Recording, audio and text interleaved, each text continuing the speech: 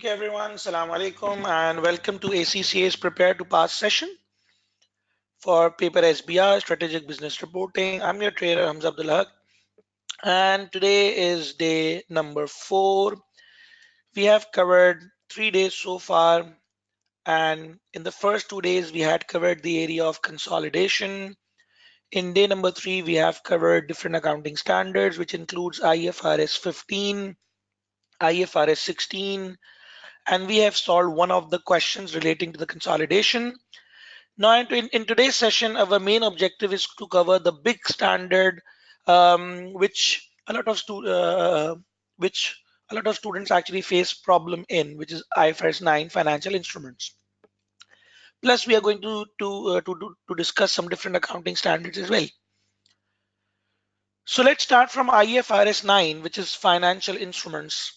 In this, basically, there are total 3 standards. The first one is IAS 32, which talks about the presentation, which means identification and the definitions of financial asset, financial liability, or equity. And the second standard is IFRS 9, which actually discusses the accounting treatment of the financial assets and the financial liabilities.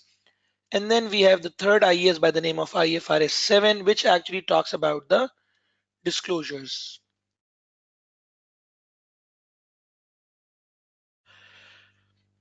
So let's start first from the definition of financial asset. This is a part of IAS 32.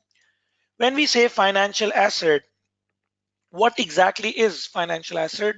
Financial asset is cash, equity instrument of another entity. So if we have acquired the ordinary shares of another entity or irredeemable preference shares of another entity, we call that a financial asset because for the issuer, it's an equity, and for us, it's a financial asset. So when we say financial instruments, actually what happens is financial instrument is a financial asset for one entity and a financial liability or equity of another entity. Like let's suppose that I have a receivable balance from you. If I have a receivable balance from you, it's a receivable for me, a financial asset, and it is a payable for you, a financial liability. So these receivables and payables are called financial instruments because it is an asset of one party and a liability of the other. Similarly, if I have acquired shares of a company, it's a financial asset for me and the equity of another entity. So the instruments, which is an asset for one entity and equity or liability of another, is called a financial instrument. Similarly, if company A has issued loan notes to company B, so this means that it's an asset for financial asset for company B and it's a financial liability for company A. So it's an asset for one entity and a liability of the other entity. So these loan notes are going to be called a financial instrument. But let's say if we talk about a plant is an asset for one entity, but it is not a liability or equity of anyone else. So the assets which are not a liability or equity of anyone else, that is a non-financial instrument.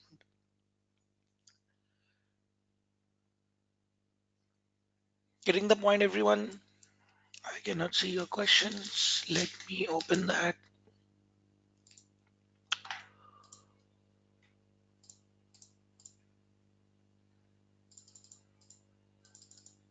Okay, now I can see the questions of you people. Usama is asking where to ask questions. Usama, you can ask your question over here because I can see your message. Walaikum assalam, Ali Kiani. Sabai saying, so where can I find cartoon question for the practice you gave us yesterday? Okay, Sabah, I will open the question on the screen in a while and then you can take the snapshot of that. Walaikum assalam, Zadar. Salman is saying cartoon is also in the kit. Okay, so now let's get back to the definition of the financial asset. So financial asset is cash, equity, instrument of another entity, which means ordinary share capital or irredeemable preference share capital of another entity. Apart from that, if we have a contractual right to receive cash or another financial asset, that is also called a financial asset. So the examples of this is basically trade receivables, and the example actually includes the loan notes or the debentures that we have acquired. Acquirer is the one who gives the loan, and issuer is the one who receives the loan. So if I have purchased the loan notes of someone else, I have given them the loan, and it's my right to receive my cash back. So any contract in which we have a right to receive cash, that is called a financial asset.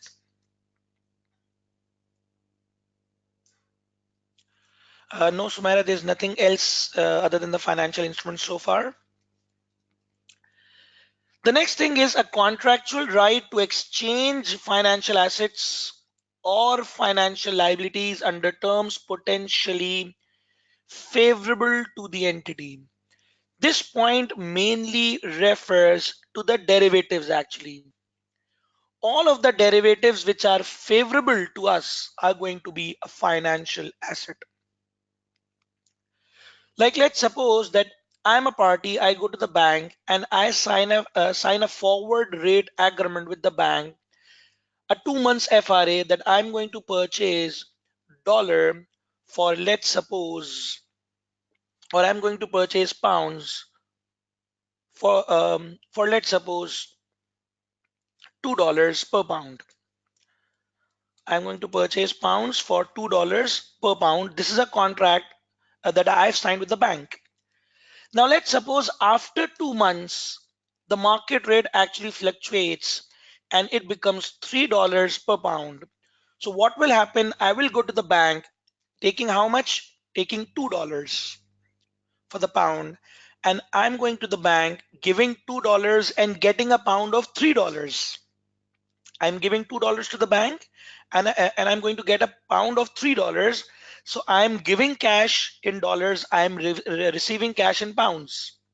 So it is an exchange of financial asset where it is favorable for me because I'm giving $2 and getting a pound of $3. So according to this point, all of the derivatives which are favorable to us are going to be classified as a financial asset. And if these derivatives are unfavorable, they will be classified as a financial liability. And then a contract that will or may be settled in an entity's own equity instrument for which the entity is obliged to receive a variable number of its own equity instrument is also classified as a financial asset. Now, this is something which is quite difficult to understand.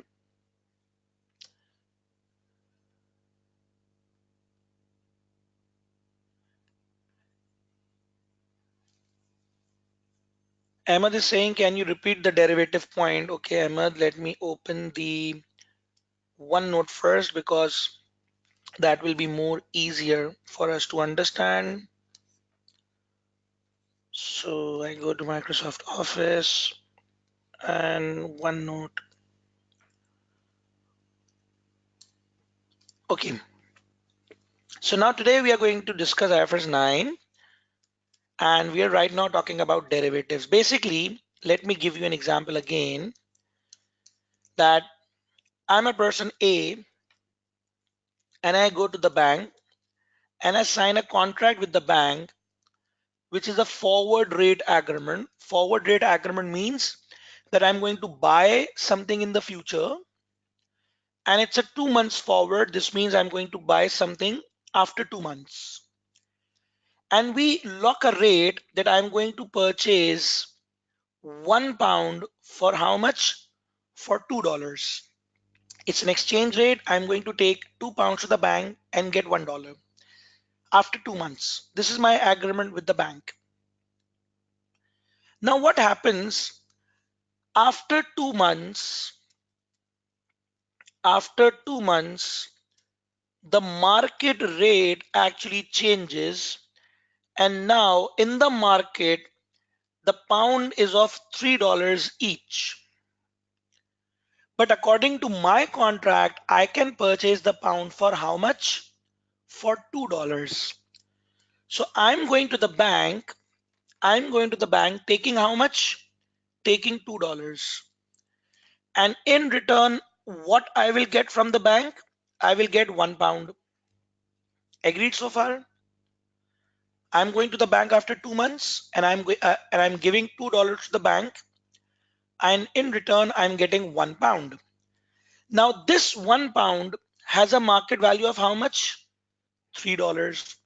So this means that I am giving cash to the bank and I'm receiving cash from the bank in return. So it is an exchange of financial assets. I'm giving cash, which is a financial asset. I'm receiving pounds, which is a financial asset. So it is an exchange of financial assets where I am in a favor. Why? Because I'm giving $2 and I'm getting a pound which has a market value of $3.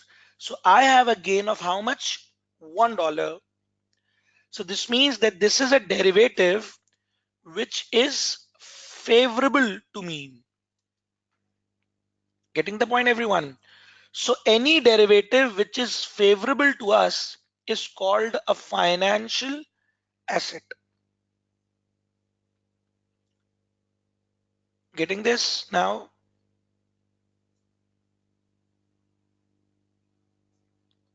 Yes, Sam, we can say that. SBI has got the point. Okay, a lot of people are getting it now. So good. So according to this bullet, we say that exchange of financial assets or financial liabilities under terms potentially favorable means all of the derivatives which are favorable to us will be called a financial asset. And normally, what type of derivatives do we have? We have in total 4 types of derivatives. A forward rate agreement is a derivative. Futures are a derivative. Options are a derivative, and swaps are a derivative. This is something which you would have studied earlier in your paper financial management, which was previously known as the F9.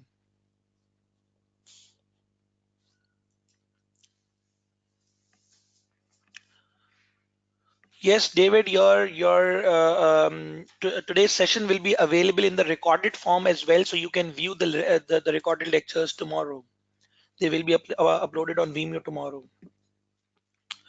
Okay, so now let's get back onto the definition, which actually says one more thing, that if we have a contract that will or may be settled in an entity's own equity instrument, for which the entity is obliged to receive a variable number of its own equity instrument, such contracts will also be classified as a financial asset. Now, this is something even more difficult to understand. Let me give you an example for this on the OneNote again. That let's suppose I am a party A and I go to a party B and I have, let's suppose, a building which I am planning to sell. I go to B and I ask B that, do you want to buy the building from me? It is of $100 million. B says, okay, I am willing to buy, but in return, I'm not going to give you cash. I will give you your own shares. B is saying to A that I will give you your own shares. This means it is a contract which is going to be settled in shares of A. A will give the building to B and B will give the shares of A by purchasing it from the market. Now the question arises that how many shares will B actually give? If B gives fixed number of shares, let's say 10 million shares, this means that the shares are fixed. And B may say that, okay, I'm going to give you variable number of shares after 6 months. I'm not giving you shares today. I'm going to give you shares after 6 months. how much? I'm going to give you 10 million shares. This means the number of shares are fixed. And if B says I'm going to give you variable number of shares, this means B will give the number of shares of worth $100 million. Shares worth $100 million. So if the share price at that time is $10, A will give how many shares? 10 million shares. If the share price at that point of time is $20 per share, A will give how many shares? 5 million shares. And if the share price at that time is $40 per share, A will give how many shares? 2.5 million shares. So exactly how many shares is B going to give? We do not know right now. These shares are actually variable in nature. The price after 6 months will actually decide the number of shares which B will give to A. So there are two possibilities in this case. Either B will give 100 million shares or B will give variable number of shares. So if the number of shares are variable, this means that A is going to make an entry as the building credit and the financial asset debit if the number of shares given by B are going to be variable. And this entry is going to be made by how much? By $100 million. Because A is giving a building of 100 million and in return getting shares worth how much? $100 million. So both the values are exactly $100 million. So we are going to record it at that value. But if B says that I am going to give you fixed shares, in that case, A should make an entry as the building credit and equity debit. So if the number of shares in this are variable, we treat it as a financial asset. And if the number of shares are fixed, we treat it as a part of equity.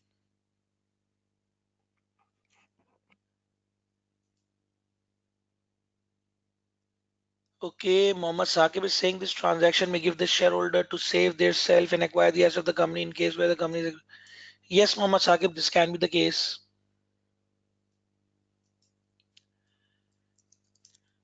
So in case of variable number of shares, we are going to record it as a financial asset, and in case of fixed number of shares, we are going to record it as an equity. Exactly, Tasbih. It depends on the number of the shares. Ali Kani is saying, why not IFRS 2? Ali Kani, I'm going to answer your question in a while.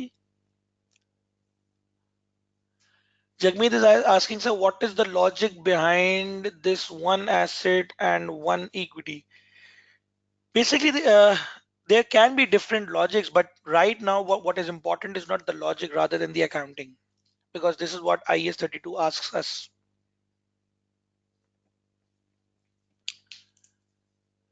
Okay, now if I go back to the definition, this means any contract where the contract will be settled in my own equity instrument, then we have to see whether the number of equity instruments are variable or fixed.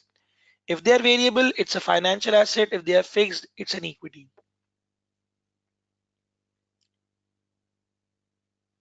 Yes, Tridhar, you are right.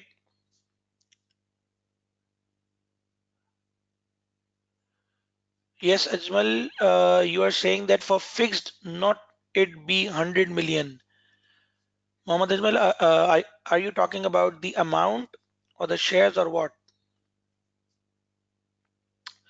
Okay, meanwhile, let's continue with the definition of financial liability, which says that financial liability is a contractual obligation to deliver cash. The financial asset was a right to receive cash, and the liability is a contractual obligation to deliver cash or another financial asset. So if we are liable to give cash, like such as payables, it is a financial liability, or such as any loan notes or debentures which we have issued, This means that we have received the loan and we need to repay it back. So from the issuer point of view, it is a contractual liability to deliver cash.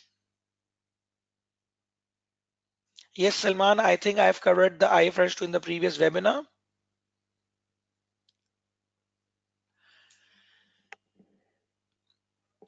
The second point is that financial liability is a contractual obligation to exchange financial assets or financial liabilities under terms potentially unfavorable to the entity. So again, if we are talking about a derivative, derivatives can either be favorable or unfavorable. Favorable means that we have a gain and unfavorable means we have a loss. So all derivatives where we have a gain is a financial asset, and all derivatives where we are at a loss is called a financial liability according to this point. So these 2 points are pretty much similar to the asset side that we have just discussed. The next thing which says that a contract that will or may be settled in an entity's own equity instrument for which the entity is obliged to deliver a variable number of its own equity instrument. So this is again similar to the previous one. If I go back, here we were receiving, here we were receiving variable number of our own equity instruments, and in case of liability we have obligation that we are going to deliver the variable number of own equity instrument. So the only the only difference is that if we are receiving our own shares, we call it as a financial asset, and if we are going to issue our own shares, we are going to call it a financial liability if the number of shares are variable. And if the number of shares are fixed, this will always be an equity. So any contract which is being settled in our own equity instrument needs to be checked whether we are receiving it or whether we are issuing it, plus whether the number of shares are fixed or variable. Then we decide to the accounting treatment.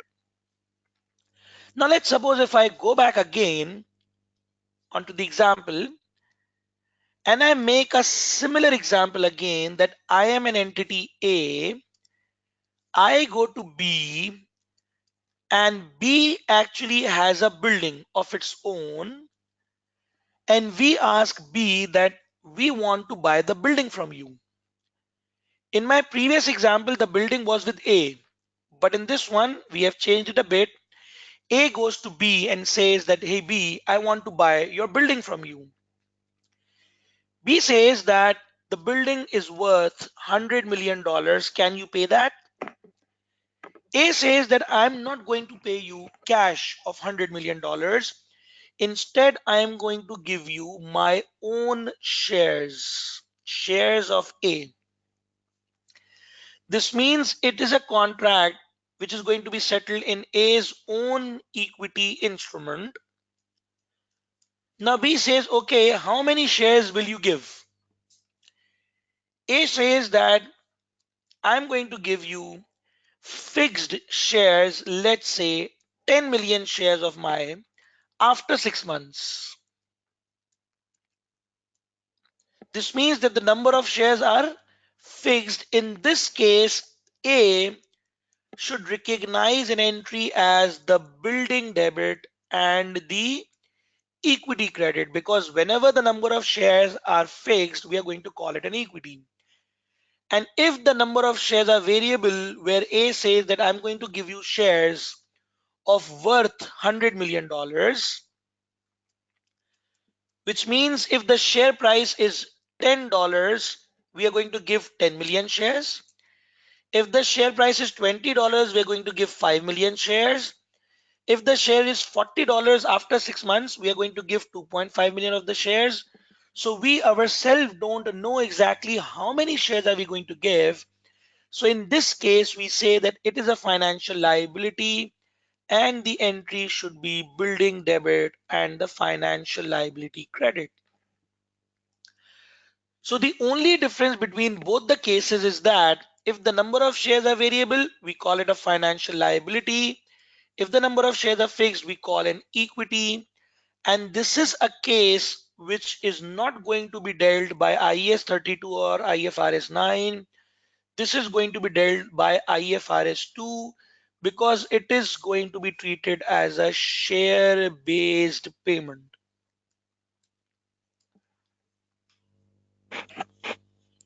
This is going to be treated as a share based payment. So only where we are issuing the shares which are variable, which are fixed in numbers, we treat it as the share based payment transaction.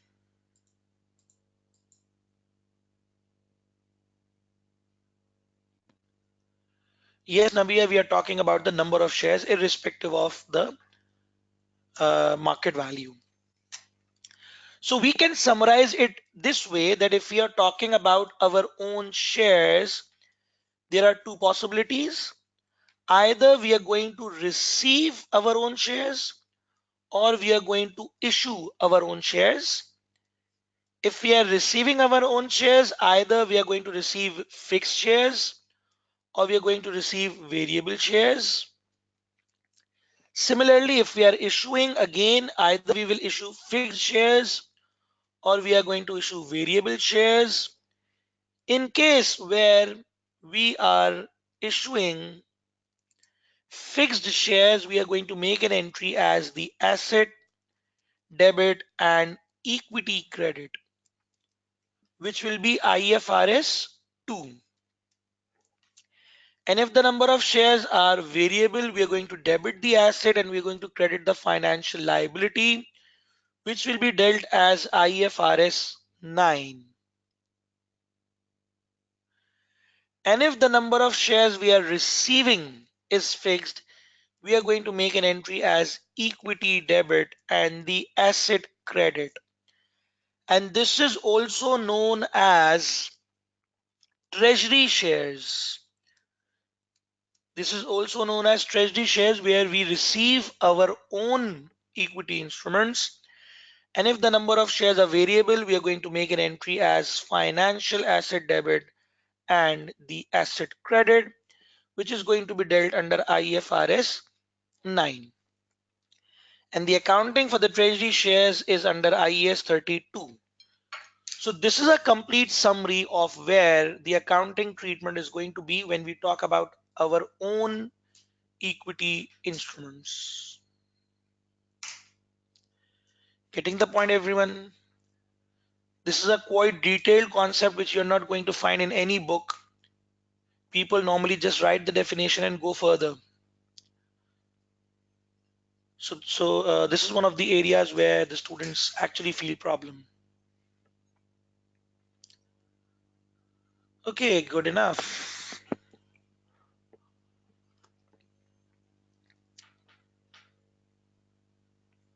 Great.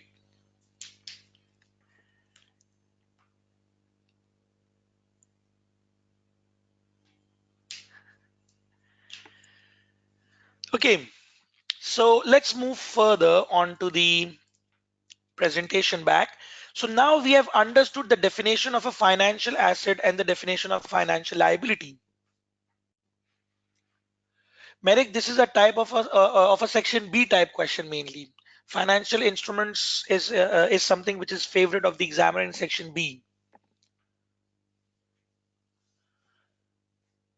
Okay, so now let's move further. The next thing that we are going to discuss is going to be the classification of financial assets. Normally, we have three categories of the financial assets. One is the fair value through P&L, the other is the fair value through OCI, and the third one is the amortized cost category. So in total, financial assets can be classified in these three categories. Now, when we say financial asset, it is either an equity instrument of another entity or it is going to be a debt instrument of another entity. Because financial instrument is my asset and either equity of the other or the debt of the other. So financial asset is either an equity or a debt for the other party. So if we talk about an equity instrument of another entity, these can be classified in only two categories: fair value through P&L and the fair value through OCI. These cannot be classified in the amortized cost category. Yes, Jagmeet, we can say that loan note is a type of a debt. Exactly. Now, if we have purchased the equity instrument, which means the shares of another entity, if my intention is short term, we are going to classify it in the fair value through P&L category. And if my intention is long term, we are going to classify it in the OCI category. So the classification of financial assets actually depends that whether my intention is short term or is it a long term intention.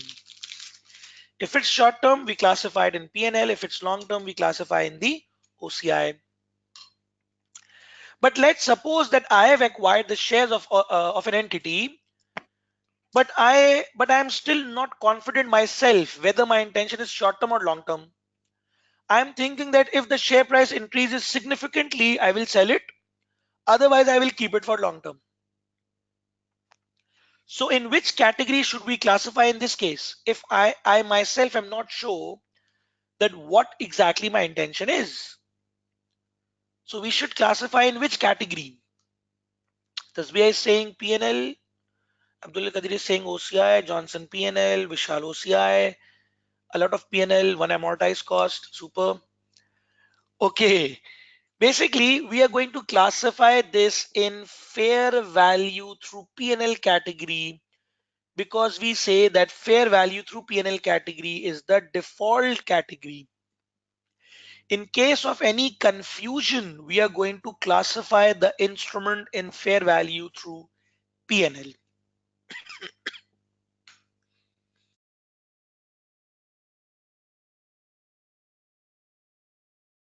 So in both the categories, we treat fair value through P&L as the default category. So in case of any confusion, we are going to classify it in the fair value through P&L.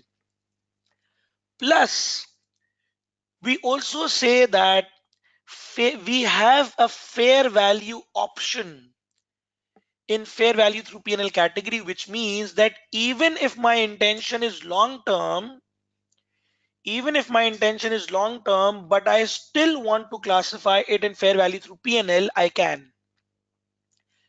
This fair value option rule says that any financial asset can be classified at fair value through P&L category.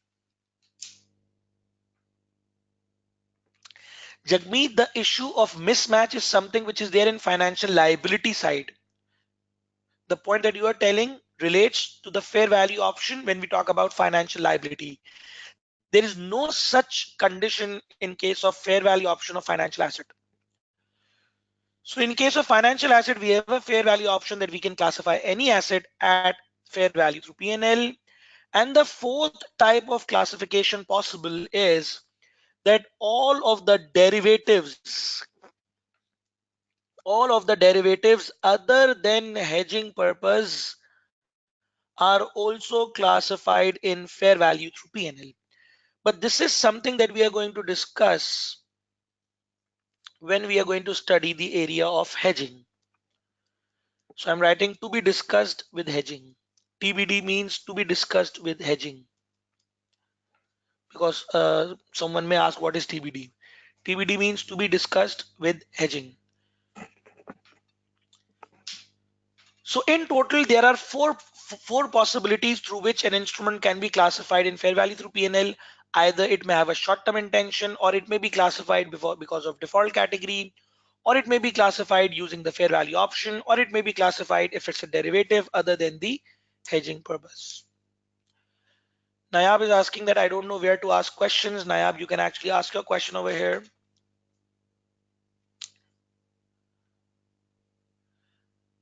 Randolph is saying, sir, an accountant won't be wrong to classify a long-term equity investment as P&L. Exactly, Randolph. You have got the point right. that if I have a long-term intention and I classify it in fair value through P&L, that's not wrong, because the fair value option rules allows us this type of classification. Hussein, we are going to discuss the further elaboration in the next slide. Next slide. So while I'm saying any financial asset can be written in fair value through P&L, please any short example of it. Sumaira, the answer is the answer of your question is very simple. Let's suppose that if I acquire shares of a company and my intention is to actually gain the voting rights of that company, to gain the control. I am acquiring shares of a company with the objective of obtaining the voting rights so that I can control that company, and I can make that company a subsidiary of mine. Now, my question is this a short-term intention or a long-term intention? Is this a short-term intention or a long-term intention? It's a long-term intention. So it should ideally be classified in fair value through OCI, but I want to classify it in fair value through P&L. So am I allowed for that? Am I allowed for that? The answer is yes, because the fair value option rules allows us to classify any financial asset at fair value through P&L despite of having a long-term intention. Merrick is saying, does IFRS 9 comes in on every exam? Merrick, almost every exam. Not every, but almost every exam, because this is a vast area, one of the most important areas and the most difficult accounting standard of entire SBR. So IFRS 9 is the most difficult area of the SBR which we are discussing today. That is why if you notice my speed is comparatively slow today, because this is something which we cannot cover in a hurry. So to cover IFRS 9, it is very important for me to be patient and go slowly. Salman Sarfar is asking, sir, are you angry with me? You don't reply to my questions. Salman, maybe your question was skipped. Can you send your question again, Salman?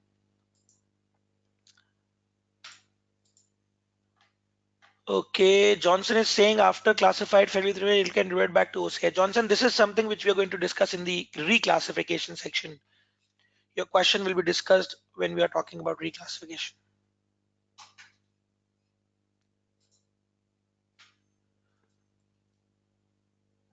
Okay,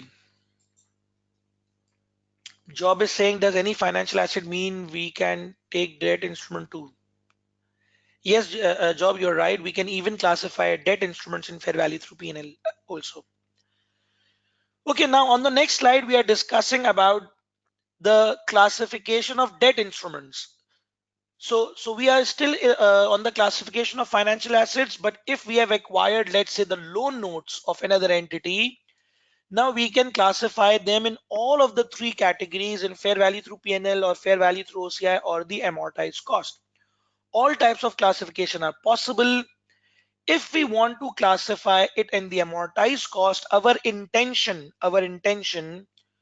should be to collect contractual cash flows, which means to collect interest and to collect the principal amount which we are going to get at the time of redemption. So if my intention is to hold the asset until maturity, if my intention is to hold the asset until maturity, only then we can classify it in the amortized cost category. If my intention is to hold the asset until maturity, then only we can classify it in the amortized cost category, which is also known as the business model test. Our business model, our intention should be to hold the asset until maturity, only then we can classify it at the amortized cost. Salman is saying, sir, are you from Karachi? There's heavy rainfall which disturb everything. Yes, Salman, I am from Karachi and there is heavy rainfall going outside, but but in front of webinar, we have no option. We have to conduct it on time, irrespective of how we can come. So I think when we talk about media also shows a lot of negative picture, showing only the problems. So this is not the case for entire Karachi. There are places where it becomes difficult, but not every part. Okay, Marik is saying, I hope we go through all questions in relation to this topic. Okay. Ali Khan is saying, sir, convertible will not record under amortized cost because it has exactly Ali Khan, you are right. Now, in amortized cost category, we should have an intention to hold the asset until maturity. But if let's suppose my intention is to both collect contractual cash flows and then selling the financial asset, which means that I am going to hold the asset and then I am going to sell it off. In that case, we are going to classify it in the fair value through OCI category.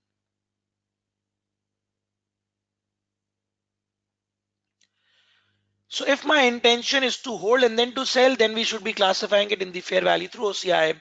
And if my intention was to hold only till maturity, then we should be classifying it to the amortized cost category. And if my intention is other than these two, then all other debt instruments will be classified in the fair value through P&L, which mainly means that my intention is to sell in the short term. In that case, we classify it in the fair value through P&L category. So if my intention is to sell in the short term, P&L, hold and then sell, OCI, hold till maturity, amortized cost. So the classification will change according to the intention. And when we say intention, we mean the business model. The word business model means the intention. The word business model means the intention. Abhay is asking that sometimes question like business model change will happen. What does that mean?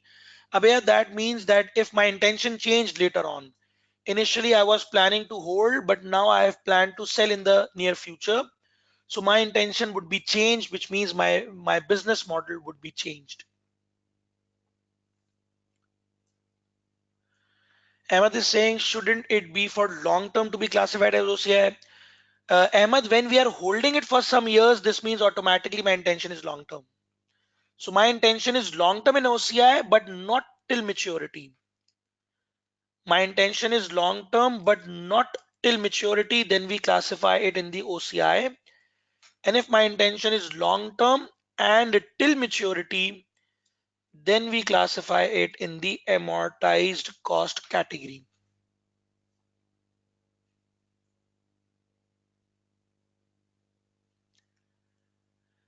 Okay, Mohammad Ali, I will tell this later on. Yes, Abdul Qadir, you are right. Now the next thing is that to be classified in OCI and amortized cost, there is one more thing. To be classified in OCI and amortized cost, there is one more thing,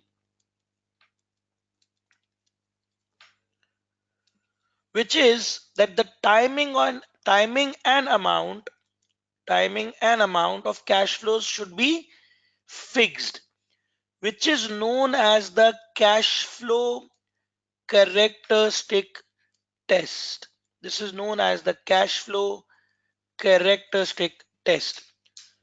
So to be classified in OCI or amortized cost, the cash flow characteristic test should be passed for the debt instruments.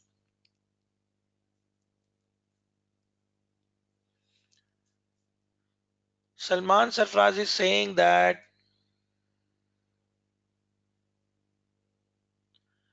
so there should be more.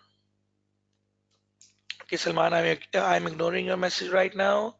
Ali Khan is saying for being OCI, it should pass three tests: business model and cash flow and fair value. Ali Khani, there are two tests only. To be classified in amortized cost, there are two tests: business model test and cash flow characteristic test. There is no third test for that.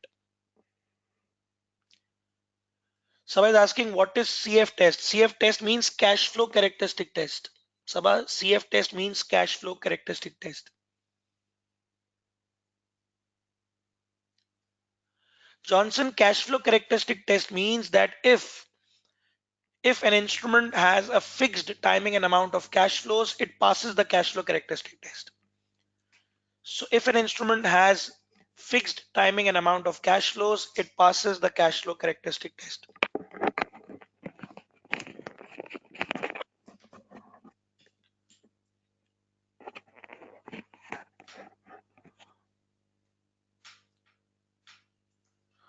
Okay, now we are discussing the accounting of the financial assets, and we have three categories: fair value through P&L, amortized cost, and the OCI. So this is what we have already discussed: the rules for the classification, the short term, the derivative, the default, the fair value option. These are something that we have already discussed. For OCI, our intention should be long term, but not till maturity. For debt, the next thing that we need to discuss is the accounting. In case of fair value through P&L, we initially record the financial asset at its fair value, which means that we should be recording the transaction cost in the P&L. We should be initially recording the asset at its fair value, and we are going to expense it, the transaction cost, to the P&L. However, in case of fair value through OCI, the transaction cost is going to be capitalized, which will bring the initial recognition to the cost. By cost, we mean the fair value plus the transaction cost. So because in case of fair value through OCI, the transaction cost was being expensed out, that is why the initial recognition was at fair value. So we can say that in all long-term categories,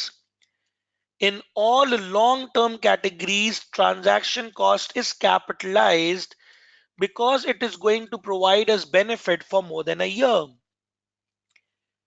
In both the amortized cost and OCI category, which are long-term categories, we capitalize the transaction cost because we are going to gain benefit from the transaction cost for more than a year. So it is a capital expense. But in all short-term categories, we actually record the transaction cost as an expense because most probably we are not going to receive the economic benefit for multiple years. So based on this, we decide whether to capitalize or to expense the transaction cost. Now in both the categories, the subsequent measurement is at fair value. In both the categories, the subsequent measurement is at the fair value, but the fair value changes are taken to P&L in the short-term intention and OCI in the long-term intention. So their names, fair value through P&L means carrying at fair value, taking the changes to OCI.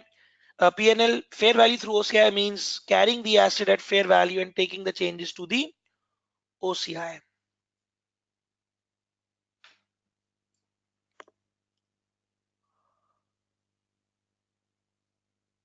Abhay is asking what if the amount is variable? Abhay, if the amount is variable, the cash flow characteristic test we will be failed, and we will be categorizing that at fair value through P&L. Mohammed Saqib is asking, sir, I am a bit confused about financial asset, which is a debt instrument. How should I treat? Later on would be treated as a change in estimate IS 8. Basically, Mohammed Saqib, if you're acquiring a debt instrument of another entity, you have to decide after how many time are you going to sell it. If you have no intention to sell, then keep it in the amortized cost category. If you are planning to sell it shortly, then keep it in the fair value through P&L category. And if your intention is to hold for a few years and then to sell, then you are going to keep it in the fair value through OCI category. This is how we decide the classification of the debt instruments.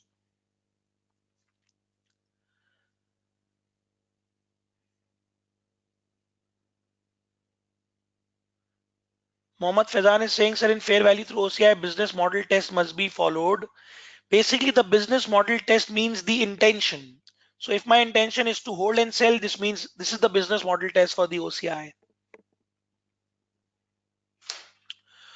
Okay. Now the last thing is that the interest, dividend, and any gain or loss on disposal will be taken to the P&L for both the categories. So these two treatments are the same. The subsequent measurement is the same, and the treatment of the interest, dividend, and the gain or loss on disposal is also the same for both the categories.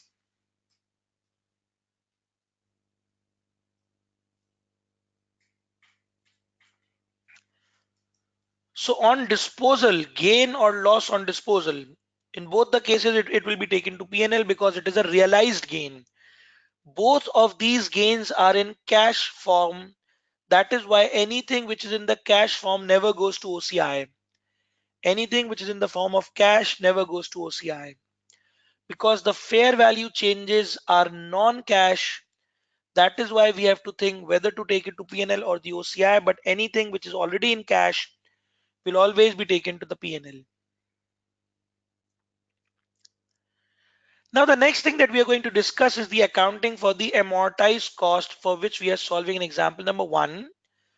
The question says that we have purchased a loan note, which is a financial asset for us, and we have purchased a 6% loan note with a par value of $100 million. This value will be the par value. And we have got a discount of $12 million. This means we have paid the amount of 12 million below par value. Discount means the value below par value. And we are going to get a premium of 3.92. This means we are going to get a value of 3.92 above par value on redemption. So normally we get a premium on redemption and a discount um, at the time in year 0. So normally we get discount in year 0 and we get the premium in the last year. Now the question further says that we have a transaction cost of $2 million. The maturity is 4 years. The market rate is 11% and the effective rate is 10%. Now can someone tell me what is the difference between the market rate and the effective rate? What is the difference between market rate and the effective rate?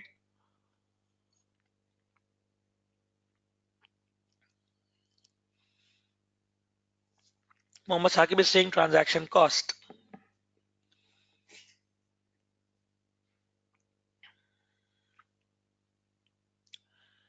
Okay, a lot of people are right actually. Basically, the difference between both the rates is the transaction cost.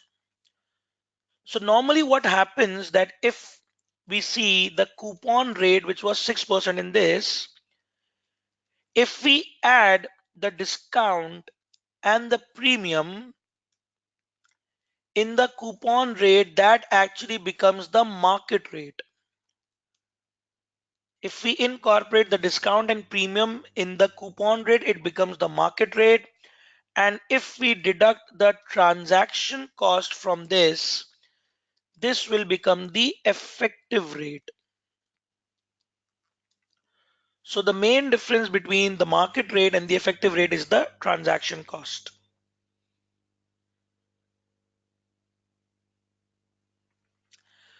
Okay, so now we are going to solve the question, and the first entry in year 0 to recognize the financial asset is going to be bank credit and the financial asset debit by 100 millions of the par value minus 12 million of the discount. So we are going to recognize the financial asset at how much? At $88 million, which is financial asset debit and the bank credit by $88 million. But on the same date, we have paid the transaction cost as well. So should we capitalize this or should we expense this out? Should we capitalize this or should we expense it out? Rikan is saying capitalize. Krantivir is saying capitalize, capitalize, capitalize. One P&L. Basically, yes, the answer is to capitalize because This is a long-term category instrument. So in case of long-term category, we are going to capitalize that. So it is going to be bank credit and the financial asset debit. This means that the financial asset will now be recorded at $90 million in the financial statements. The next thing is that we are going to prepare a table for the next 4 years where the brought down for the first year is going to be 90 million, which we have just recorded. And the interest income will always be the effective rate. The effective rate is going to be the value for the interest income. Salman Sarfraz is saying financial asset is of 100, then why entry for 88? Because Salman, we have got a discount of 12. So we actually have paid 88 only. An asset is normally recorded at our own cost. So when my cost was 88, then why should I record it at 100? Laba, you can take the snapshot quickly.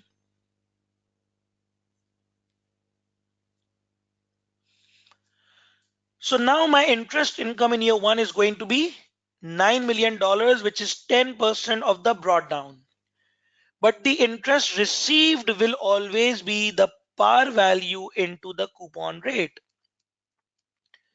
which was $100 million into 6% rate, which is $6 million. So this means that the amortization, the difference between the income and the amount received, is called the amortization. It will be 3 million. And my carried down of the financial asset will become 93 million because my entry in year zero is going to be that I have received an interest of 6, but my interest income was 9. This means that I should receive an additional $3 million of the interest in the later years. So we are going to use the interest income applied on the brought down and the coupon rate to calculate the interest received. Now in year 2, my brought down is going to be 93 and 10% of that is going to be 9.3, although I've received the interest of 6. So this year's amortization is 3.3 and the carried down will become 96.3. And this time in year 2, my entry is again bank debit by 6 million. Although my interest income was 9.3 million, this means that I should be increasing my financial asset, my receivable, by 3.3 million because this is the interest which I should be receiving in the later years. In the third year, my brought down is 96.3 and 10% of that is going to be 9.63. Again, we received 6, so 3.63 is the amortization and 99.93 is the carried down in the third year. And finally, in the last year, 99.93 into 10% is going to be 9.99. We have received an interest of 6, so 3.99 is the amortization, and 103.92 is going to be my carried down. So the interest received will always be recorded at the par value into the coupon rate for every year, year 1, 2, 3, 4, every year. Interest received is coupon rate into the par value. Jagmeet, getting this? We are not going to apply 6% on 93. We are going to apply 6% on 100. Julie is saying, can you explain why brought down is 90 and not 88? Julie, because we have capitalized $2 million of the transaction cost as well. So it was 88 in the last slide. It was 88 and then we added an amount of, it was 88 and then we added an amount of 2 million into that. So this financial asset became at $90 million. So this is how we have got the 19. So now if we see, we were supposed to receive a premium of how much? 3.92 million at the time of redemption. And this is the value which is above par. And the par value was how much? 100. So ideally, I should be receiving 100 plus 3.92 at the redemption, which is going to be 103.92. And this is the same value as we have got in the last year. So we will automatically get the value of the premium in our working. So we do not need to manually include the working. It will automatically be included in the financial statements. Yes, Faz, the market rate is no use in the question until we are talking about a convertible loan note.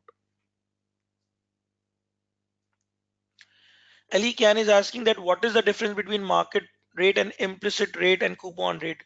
Ali Kani, implicit rate is a rate which is used in the leases. There is nothing as implicit rate in IFRS 9. So we have only two rates, the market rate and the coupon rate.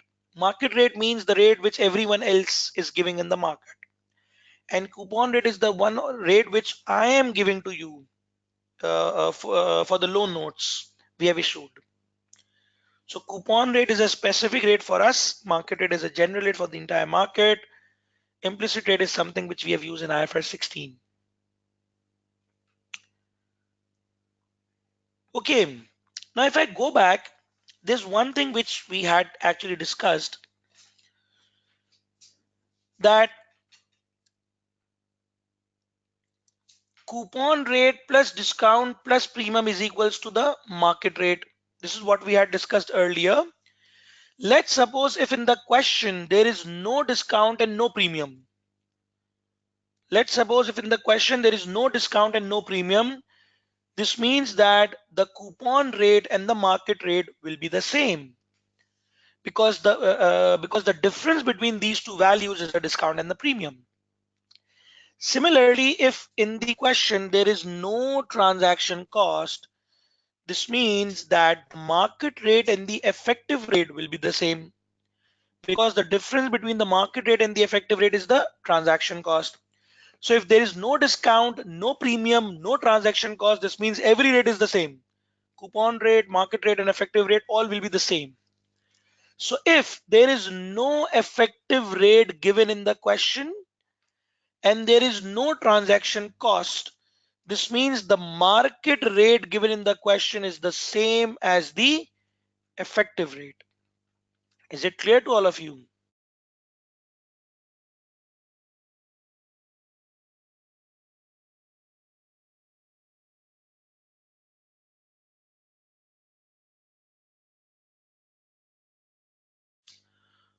Okay, so now we have another example of the amortized cost, but this time the difference is that we are talking about an issued loan notes, which means it is a financial liability to us. It is a financial liability to us. Cindy wants a snapshot. Cindy, here you go.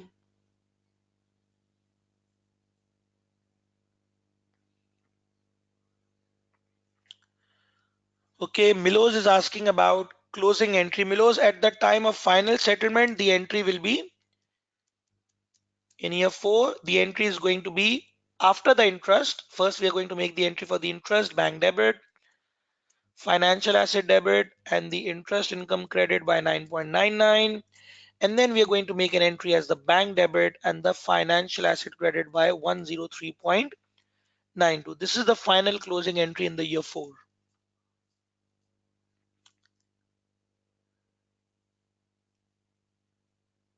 Okay, Laiba is saying, please explain the capitalized concept.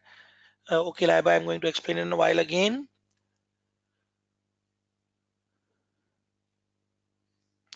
Manur is saying if no transaction cost, then market rate is equals to effective rate. Exactly, Manur, you're right.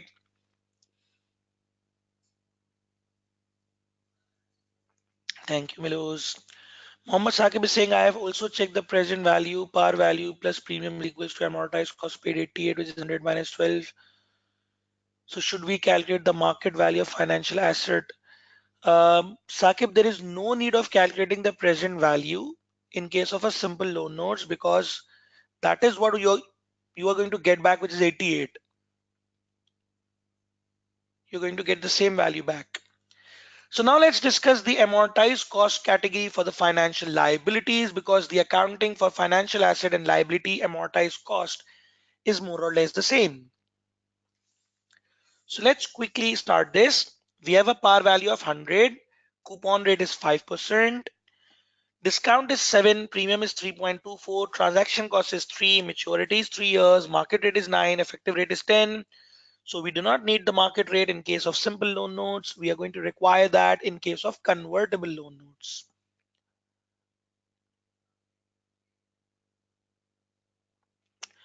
So now, if we make the entry for year 0 for the financial liability, we are going to say that in this case, we are the party receiving the cash of 100 million of the par value minus the discount of 7. So we would have received an amount in the bank of $93 million. So $93 million is the value being recorded as the financial liability. But on the same date, we have even paid the transaction cost of 3 million. On the same date in year 0, we have paid the transaction cost of $3 million. So what should be the treatment of 3 million? Should we debit the financial liability or should we debit the P&L? What should be the treatment for this $3 million? Should we capitalize in the financial liability or should we record it in the P&L? Okay, so there are mixed answers. The correct answer is that we should be debiting the financial liability because amortized cost category is a long-term intention category. So we always capitalize the transaction cost, and capitalization means debiting the asset or the liability, and by debit we mean financial liability debit and the bank credit.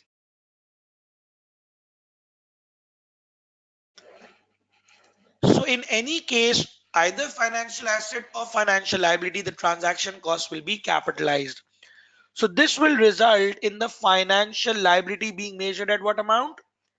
At 93 minus 3, because 93 was a credit and 3 is a debit. So the net value will be 90. Ali, can you not 96? It will be 90 because 93 is a credit and 3 is a debit. Salman, we will discuss the financial liabilities categories in a while. It is one of the presentation slides later on. So now the next thing is that we are going to prepare the table again. This is similar to the one that we have just done in the asset side, but the only difference is that we have interest paid now and the interest expense. Previously, we were having an interest income and interest received. In this slide, we had interest income and interest received, but in the current one, we are saying interest expense and the interest paid. So the table is going to be the same. The only difference is the names. Again, in year 1, 2, and 3, we are going to write 90 million is the brought down. Interest expense is 10%, which is going to be 9. But the interest paid will be at the coupon rate, which is 5% of $100 million, which is going to be 5. So the amortization is 4 and the carried down will be 94. In the second year, the brought down is 94 and 10% is going to be 9.4 with the interest paid of 5 again, which will result in the amortization of 4.4 and the carried down will become 98.4. And finally, in the last year, interest expense is 9.84. We have paid 5. The amortization is 4.84 and we are going to get a value of 103.24. And if we see, this will automatically be the par value plus the premium. So we do not need to record the premium. It will automatically be recorded in the table. If I go back, it was 100 plus 3.24. So it is 103.24 at the end. So now if I record the accounting entries, we're going to say that in year 1, we're going to make an entry as the finance cost debit by 9, but the interest paid from the bank is only 5, and the financial liability will be credited by 4. Similarly, in year 2, we are going to record the finance cost by 9.4, the bank credit by 5, and the financial liability by 4.4. And in the last year, year 3, we're going to record the finance cost by 9.84, the payment from bank of 5, the liability by 4.84, and this is the day when we need to repay the amount, redeem the loan. So we are going to pay 103.24 in the last year, which will eliminate our liability from the financial statements. So this is how we have recorded the entry for the financial liability. Thomas Sam is saying when the transaction cost is capitalized, then why we have deducted Sam? Because capitalization means recording an asset, and recording an asset means debiting. So we are recording the liability at the net value. 93 is a liability, 3 is an asset, so the net value will become 90. Tamina is asking how do you get from 90 to 94? Tamina, the value of the carried down means brought down plus the value of amortization. So the brought down was 90 and the amortization was 4. So we have got 90 plus 4 is equals to 94. And how we have got 4? 4 is the amount of the interest expense minus the amount of the interest paid. So 9 minus 4 is equals to 4 and 90 plus 4 is equals to 94. Tamina, getting the point?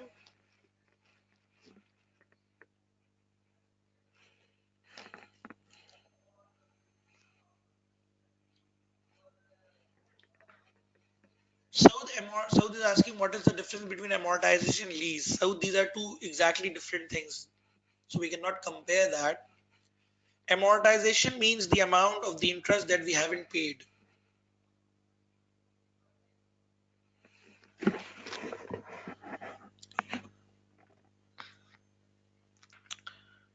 Okay, so now the next thing that we are going to discuss is going to be the convertible loan notes. We are going to discuss the convertible loan notes now. Convertible loan notes means a compound financial instrument. And the compound financial instrument means an instrument which has both an equity component and a debt component. So it is a compound financial instrument, which means having both components. And let's start discussing. So we have a convertible loan note with a par value of $100 million and a coupon rate of 6%. We have got a discount of 4. We will get a premium of 3. There's a transaction cost of 1. Maturity is 3 years. Market rate is 9% and the effective rate is 9.38%. And these can be convertible into 25 million shares after 3 years. Now, when we say that a compound financial instrument has both liability and equity, how do we break it into these two values? The method is that we simply calculate the present value of all cash flows discounted at the market rate. Discounted at the market rate. And the equity will always be the balancing figure. So this is the first case where we are using the market rate, which is the convertible loan notes. Otherwise, we can simply ignore the market rate in the question. Only in case of compound financial instrument, we use the market rate. So in this question, if I calculate the present value of all future cash flows, we're going to write here cash flow, discount factor, and present value. So year 1, 2, 3 and year 3, because the life maturity is 3 years. The interest in 3 years is going to be 100 million into 6%, which is 6. And the redemption at the end is going to be 100 plus 3, which is going to be 103. So this is how we have calculated the cash flows, and the discount factor should be the market rate of 9%. So we need to calculate the annuity factor at the 9% rate. And the formula for the annuity factor is 1 minus 1 plus I to the power minus n divided by I. So this is how we actually calculate the annuity factor. So can someone tell me the annuity factor of this case? It's 2.531. Thank you, Abdul Qadir. So if we use 2.531, also the third year's discount factor,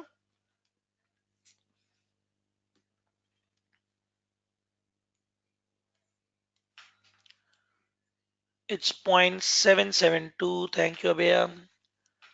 0.772. So now if we calculate the present value, it is going to be 6 multiplied by 2.531, which is 15.186, and 103 into 0.772 will be, can someone calculate quickly? 793,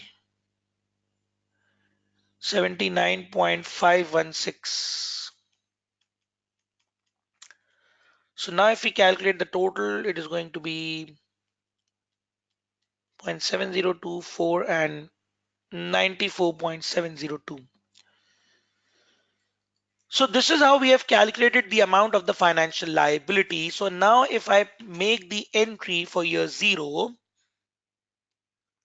and I am left with very less space. So in year 0, my entry is going to be bank debit, financial liability, and the equity credit. By what amount? Bank debit by 96, 100 minus 4, because we have given the discount. And the liability is 94.7. Let's calculate it to one decimal place, which means 1.3 is the amount of the equity. So bank was debited by 96, out of which 94.7 is the financial liability and remaining 1.3 is the equity.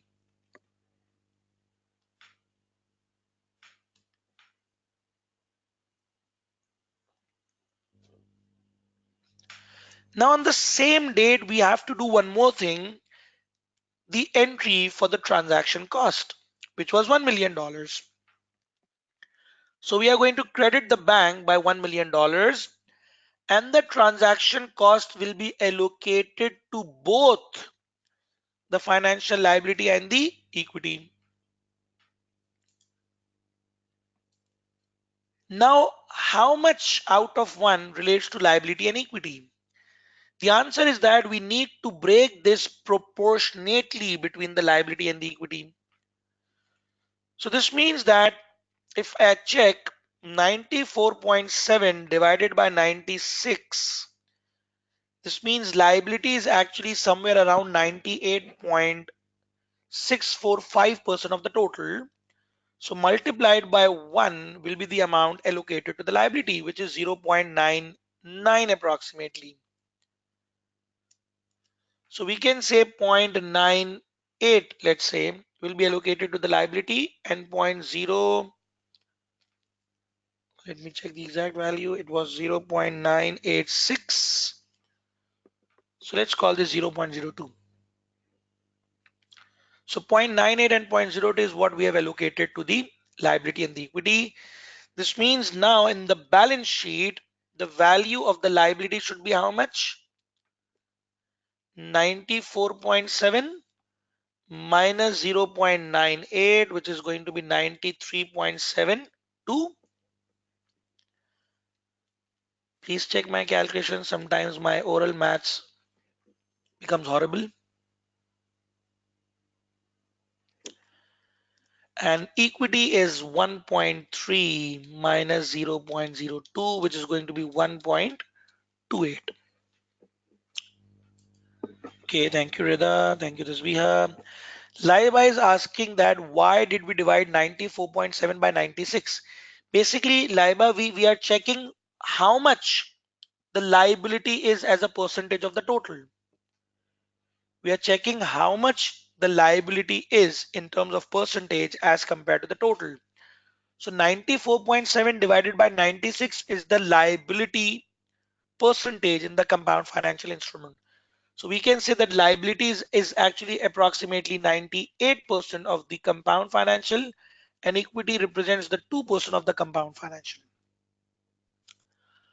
Amara is asking, I'm confused at 1.3 equity. Amara, 1.3 is the balancing figure. 96 from the entry minus the 94.7 of the liability which we had calculated using the present value. So 1.3 Amara is the balancing figure. Crystal is saying, sir, I missed how you got 0.98.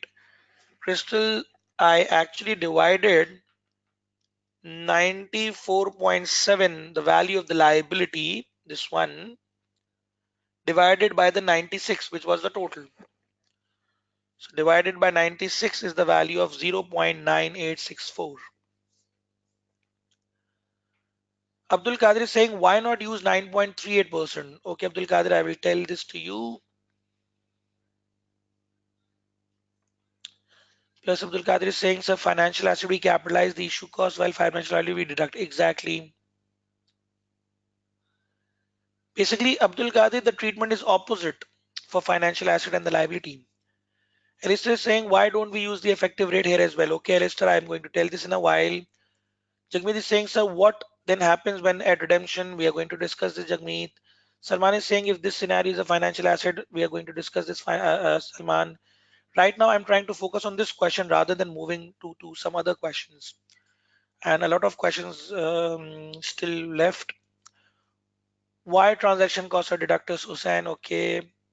Rosie is saying, okay, in case we have divided the transaction cost between equity and liability. Yes, exactly, Rosie. This is what we have done.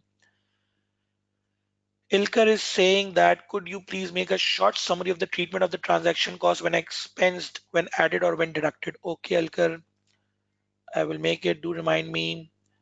Laiba is reminding that we have a break at 9:30. Yes, Laiba. Sardar is saying compound financial instrument could be financial asset. Yes, it can be a financial asset, Sardar. I'm going to tell the treatment in that case.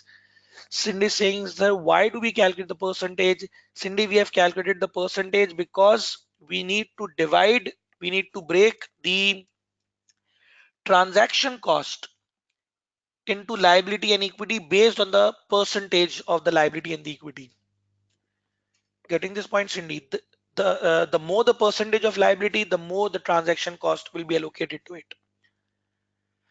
Amara is saying, so for loan notes, we don't capitalize transaction cost before splitting between equity and liability. Yes, Amara, that is why even in if you look at my previous examples, I have always made the entry for the transaction cost separately. Even in case of financial asset, if you go back, you see that I've made the entry for the transaction cost separately because sometimes it is added in the financial asset. In case of liability, it is deducted. In case of compound financial instrument, it is allocated. So there are three different treatments of the transaction cost. That is why I always write it separately. Crystal is saying, so 93.72 and 1.28 would be amount in the financials. Yes, exactly, Crystal. Sumaira is saying, so this whole entry will be written in compound financial instrument. Yes, Sumaira, this whole entry relates to the compound financial instrument. Now let's move on to the next slide so that we can complete this example and then we will be taking the break. Ram Ratan is saying, I can't get the value in the bank. Ram Ratan, the value in the bank is simple. It was the par value of 100 minus the discount of 4. The par value of 100 minus the discount of 4 is the value which we record in the bank balance. Manur is saying, why are these three different approaches to the transaction cost? Manur, because these are three different cases. So the application would be different in every case. So let's solve. We have already calculated the present value on the previous slide, so we don't need this part. We are simply solving this part. So the liability brought down was how much? If I go back, the liability brought down is going to be 93.72 in the table. So 93.72, and now we are going to use the effective rate.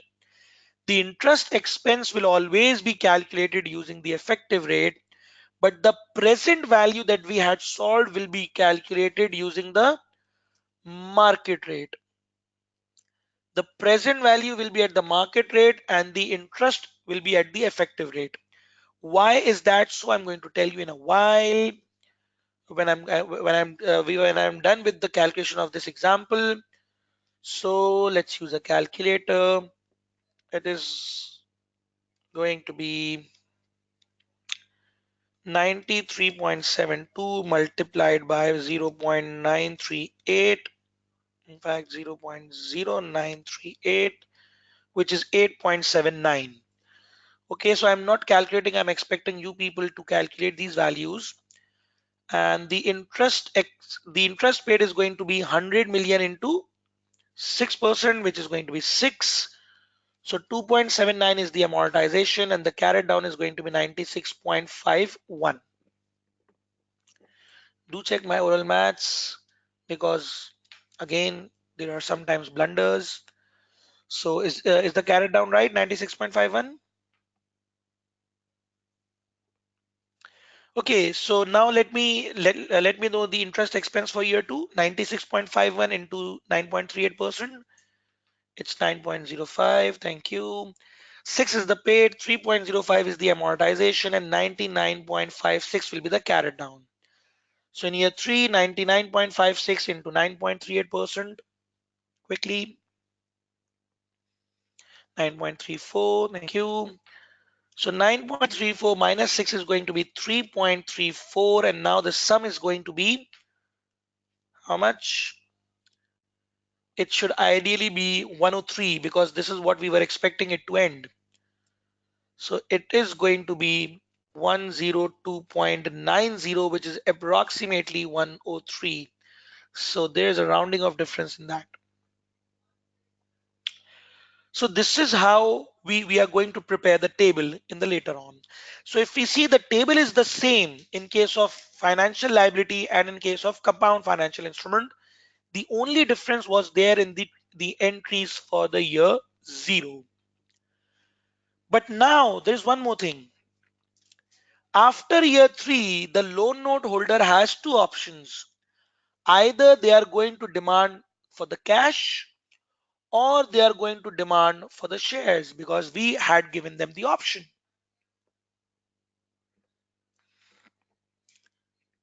Salman Wasim is saying break time. We are going to take the break after completing this example, Salman. So we have two options. Either the counterparty will ask us for the shares, or they are going to ask us for the cash. In either cases, we are going to debit, or we are going to eliminate both the financial liability and the equity option. So in both the cases, we are going to debit the financial liability and the equity option, because once they decide any option, our obligation to deliver cash will be eliminated and the equity option will be eliminated as well. If we are giving shares, we are going to credit the share capital and the share premium. If we are giving shares, we are going to credit the share capital and the share premium. And if we are giving cash, we are going to credit the bank. So the liability is 103 at the end. The equity option was at 1.28, which we had solved earlier. And the share capital will be recorded at its par value of 25, and the balancing figure will become the premium, which is going to be 79.28 if I'm not wrong.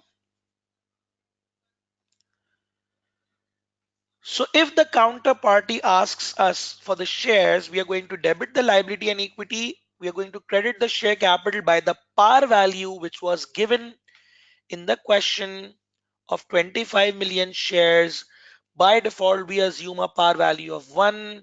So this will become $25 million of the share capital, and the balancing will be the premium. Getting this point, Jagmeet? But if they have asked for cash, our entry is going to be, the debit will be the same, 103 and 1.28. The debit will be the same. Let me draw a line in between. But for the credit side, we are going to pay the bank balance of 103 only, because if they want cash, we are liable for 103 only. But now if we see the entry is not balanced, so what do? We actually recognize the gain on the equity option directly in the retained earnings, because equity option is an equity instrument and any gain or loss on equity instrument is directly recorded in the equity, which means retained earning. So this is how we recognize the entry depending on what requirement is there for the loan note holder. So any questions so far? Because now we'll be going towards the break. So if there's any question, you can quickly ask, and then we're going to take a break.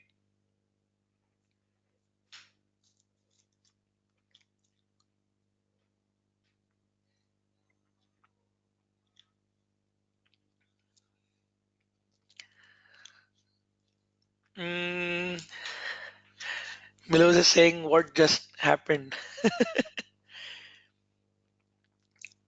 Okay, let me explain this again in the OneNote, because a lot of people are having the problem into this. Let me use the OneNote. Basically, what happened was we initially recorded the financial liability and the equity option. If I go back, the liability and the equity option were initially recorded at 93.72 and equity by 1.28. So 93.72 was the liability, and how much? 2.38 or 1.38? It was 1.28. So this is what we had recorded in year zero. And then we actually amortized the financial liability and we amortized it to 103 in the table. Is it clear so far that we initially recorded the liability at 93.72, which we amortized to 103? The equity option remained over there. Now, the loan note holder has two options, either to take cash or to take shares. If they ask for shares, my liability of 103 will be eliminated because I have given them the shares. And similarly, the equity option, because they have exercised it, it shall also be derecognized. So liability debit by 103, equity debit by 1.28 from over here. And we are going to credit the share capital and the share premium. The question mentioned that we will be giving 25 million shares. So the share capital will be credited by 25 and share premium will be the balancing figure. Balancing figure means 103 plus 1.28 minus 25, which is going to be 79.28. So this is how we make the entry if the loan note holder asks us for the shares. But if they ask us for cash, we are going to pay them 103 only, because this is what we had promised if they take the cash. But what about the equity option of 1.28? Because they actually took the cash, so their option has been lapsed, cancelled, because they have taken the cash. So it's a gain for us, and that gain will be recorded in the retained earnings. So these are two different types of entries that should be recorded based on what the shareholders or the loan note holders actually decide. Is it clear now, everyone?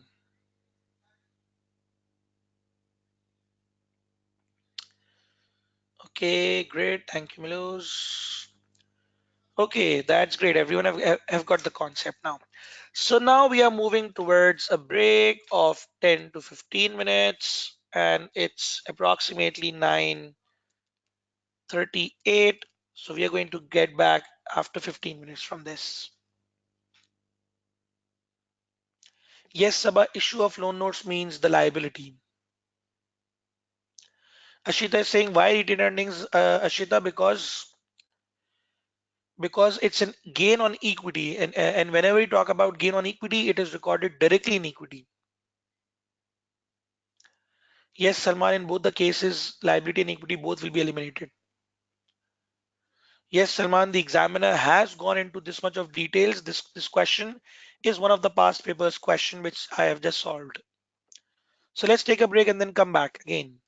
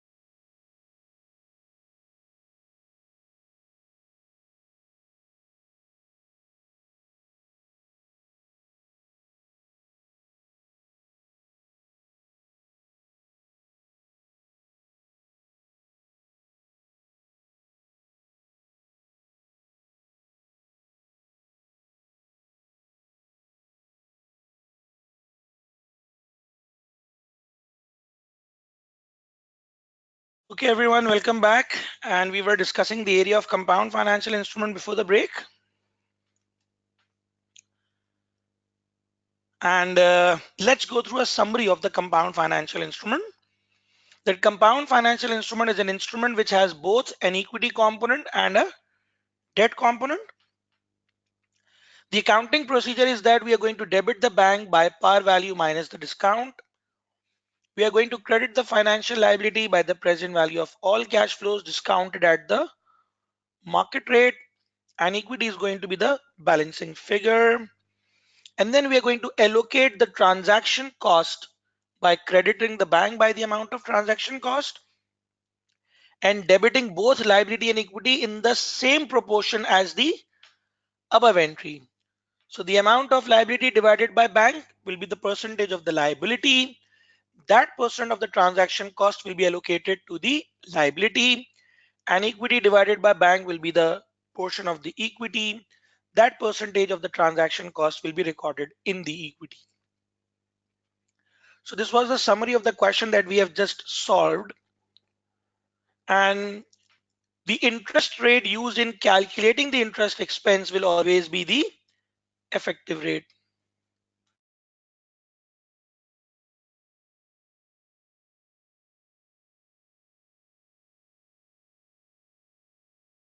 Laiba is asking me to repeat this. Basically, Laiba, this is just a summary of what we had discussed before the break. So you can actually cover this easily later on as well, so that we can continue towards some complex areas. Now, the next area that we're going to discuss is the reclassification. Reclassification means changing the category to another category. Okay, one question which was frequently asked, that why are we using the market rate over here and why effective rate over here? Yes, Marek, you are right. Ashita, you can take the snapshot. So a lot of questions, a lot of people were asking that why we are using the market rate in the first entry and effective rate in the table. The reason behind this is basically,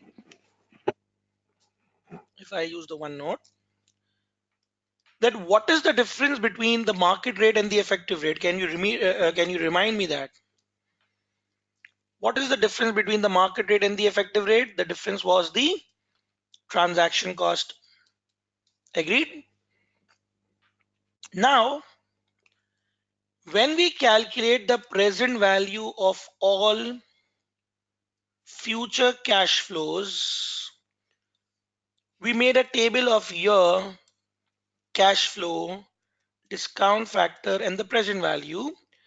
We took year 1, 2, 3, and year 3. We took the interest in the cash flow and the par value plus the premium in year 3. Did we take the transaction cost in this? Is the transaction cost included in this entire process? Yes or no? No. This means that the transaction cost should not be there in the rate as well. So if I include the if I exclude the transaction cost from the interest rate, I will get the market rate. Getting the point? Like with like. If there is no impact of the discount of the transaction cost in the cash flows, then the rate should also exclude the transaction cost. But when we made the table here, brought down interest expense, interest paid, amortization carried down, the value we took in the brought down was the value from over here minus the transaction cost. Remember this. So this means that the brought down now includes the impact of the transaction cost. So the interest rate should also include the impact of the transaction cost. So it should be like with like. If no transaction cost impact in the cash flows, no transaction cost impact in the rate. Getting this, everyone? Aristotle has got the point. Abdul Qadir is asking, can we include the transaction cost into the present value? Abdul Qadir, you cannot, because we are taking the present value of future cash flows and the transaction cost is something incurred in the past. So we cannot calculate we cannot incorporate the transaction cost over here.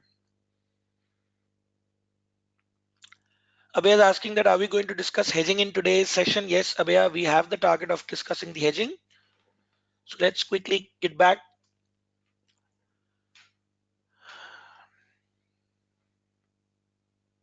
Thank you, Manul. So now we are discussing the area of reclassification. When we talk about reclassification, this means either we are going from P&L to OCI or from OCI to amortized cost or from P&L to amortized cost or from amortized cost to OCI or from OCI to P&L. All these transfers will be called actually the reclassifications. So what accounting are we going to do in case of reclassification is the first thing that in P&L we can classify equity instruments as well as the debt instruments. In OCI we can classify again equity as well as the debt if the intention is long term but not till maturity. But in amortized cost only debt instruments can be classified, equity cannot be classified. So the first thing that we need to remember that equity instruments of another entity cannot be reclassified. Equity instruments of another entity cannot be reclassified. So this means we cannot take the equity from P&L to OCI. This is not allowed. So once an equity instrument has been classified, we cannot reclassify that. Once an equity instrument has been classified, we cannot reclassify that. This also means that only the debt instruments can be reclassified. So equity should be removed from over here. Now we are talking about the debt instruments only.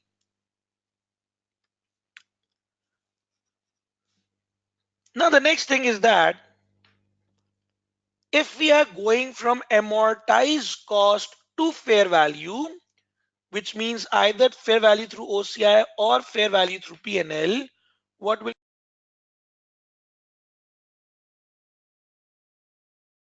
we are going to remeasure the financial asset to its fair value, which means whatever the carried down was, we are going to remeasure this to the fair value, and obviously this will result in a gain or a loss, with gains and losses recorded according to the new category, which means if we are going to fair value through P&L, we should record the movement in the P&L, and if we are going to fair value through OCI, the gain or loss should be recorded in the OCI. So if we are moving from amortized cost to any other category, we have to record from the carried down to the fair value with the movements taken to the P&L or the OCI based on the new intention.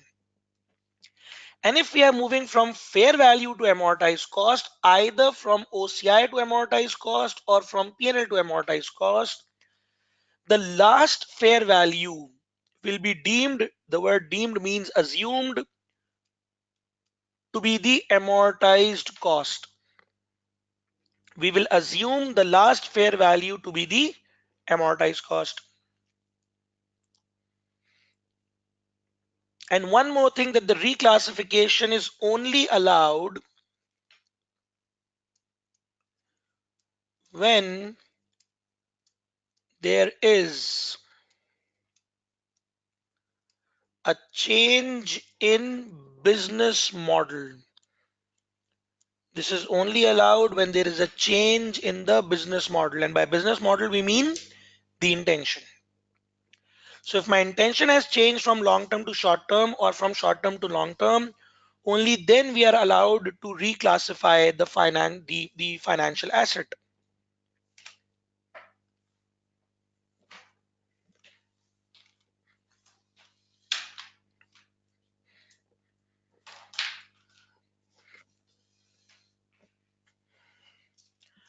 Okay, so now let's move on to the next slide. The next slide relates to the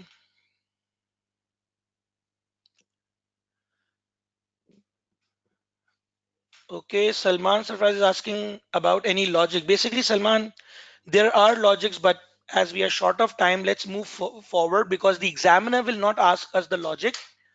So we actually also need to cover the hedging, and then we have some past papers planned. So rather than investing time onto the areas of logic, I'm focusing more on the rules. Okay, Laiba is asking, sir, can you explain fair value to amortized cost? Basically, Laiba, whenever we move from fair value to amortized cost, we assume the last fair value to be the amortized cost. So there will be no change in the carrying amount. Rather, from now onwards, we will start the amortization. So there will be no change in the carrying amount, only the accounting for the year is going to be changed. Yes, brother, we are going to touch the impairment area as well. Now the next area is the de-recognition of financial asset. In case of de-recognition, we say that we normally have a right to receive cash, which will either be exercised or will be lapsed or will be transferred to someone else. So if we have exercised the right, this means that we had a right to receive cash and now we have received it. So if we have received it, the entry is going to be bank debit and the financial asset credit.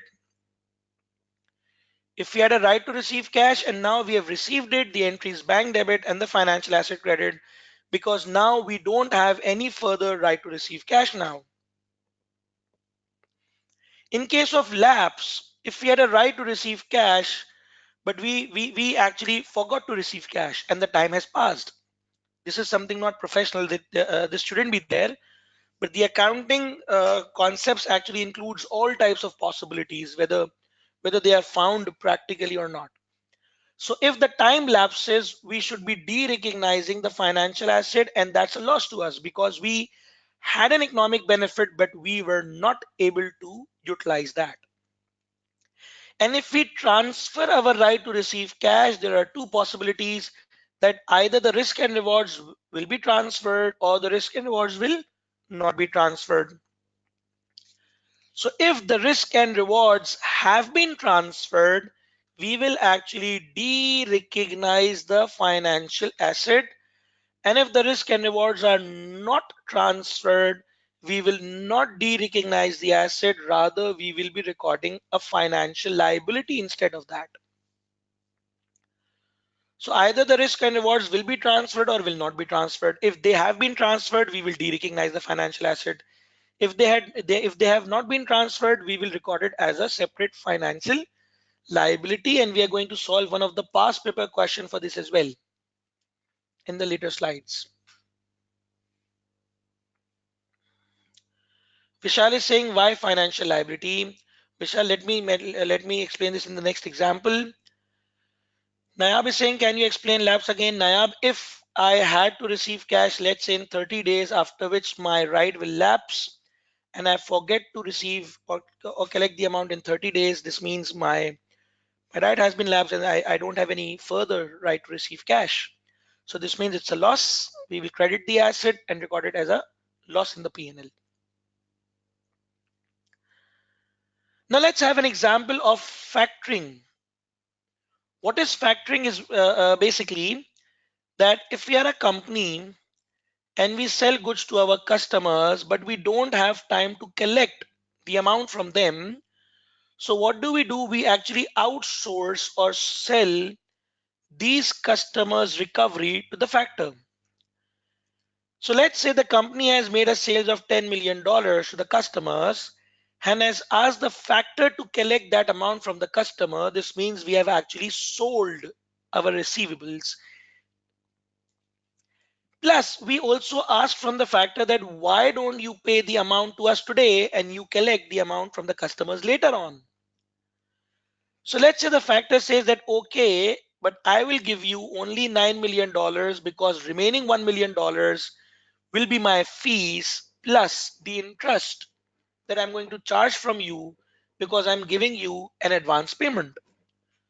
So the factor will charge two values, one as its factor fee and the second as the amount of the interest, because the factor is giving us the amount right now and we'll get it back after 1 month, 2 months, 3 months, or 4 months, depending on how soon the customer will pay it.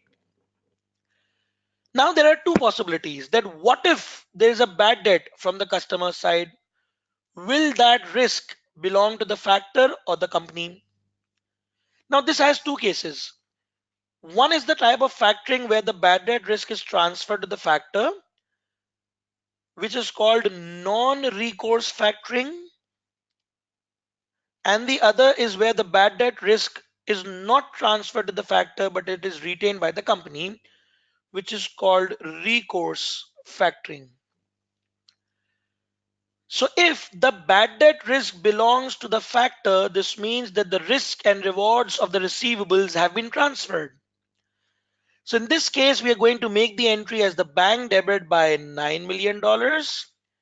And as the risk and reward of the receivables have been transferred to the factor, we should be de-recognizing the receivables from our financial statements.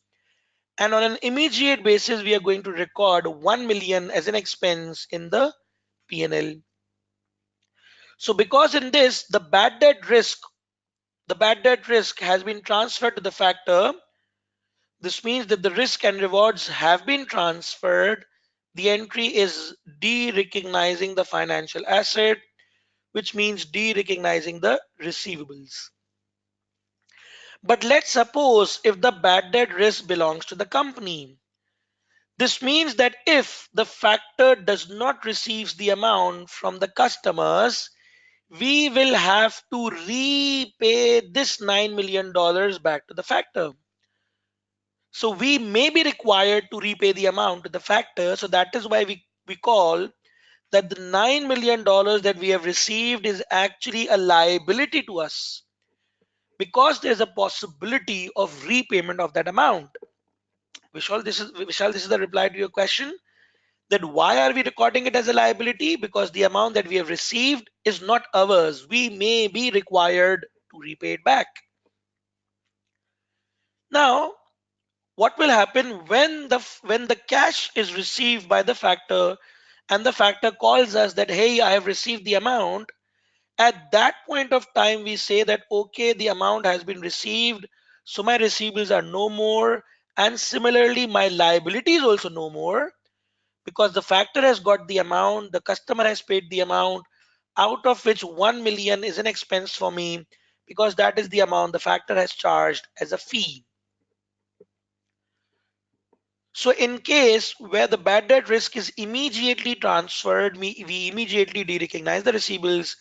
And in case where the risk is not transferred, we are going to record the amount as a financial liability because we may be required to repay it back.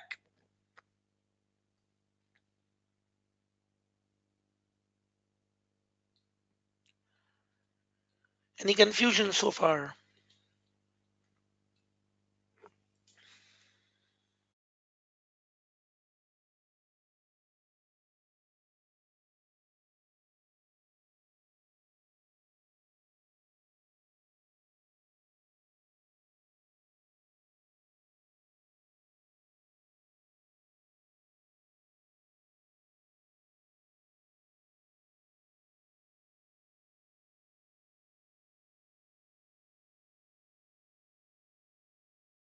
Okay, Alekian is asking, sir, please explain when cash is recovered by factor. Basically, Alekiani, whenever the customer will pay the amount, this means that the factor would have received the amount.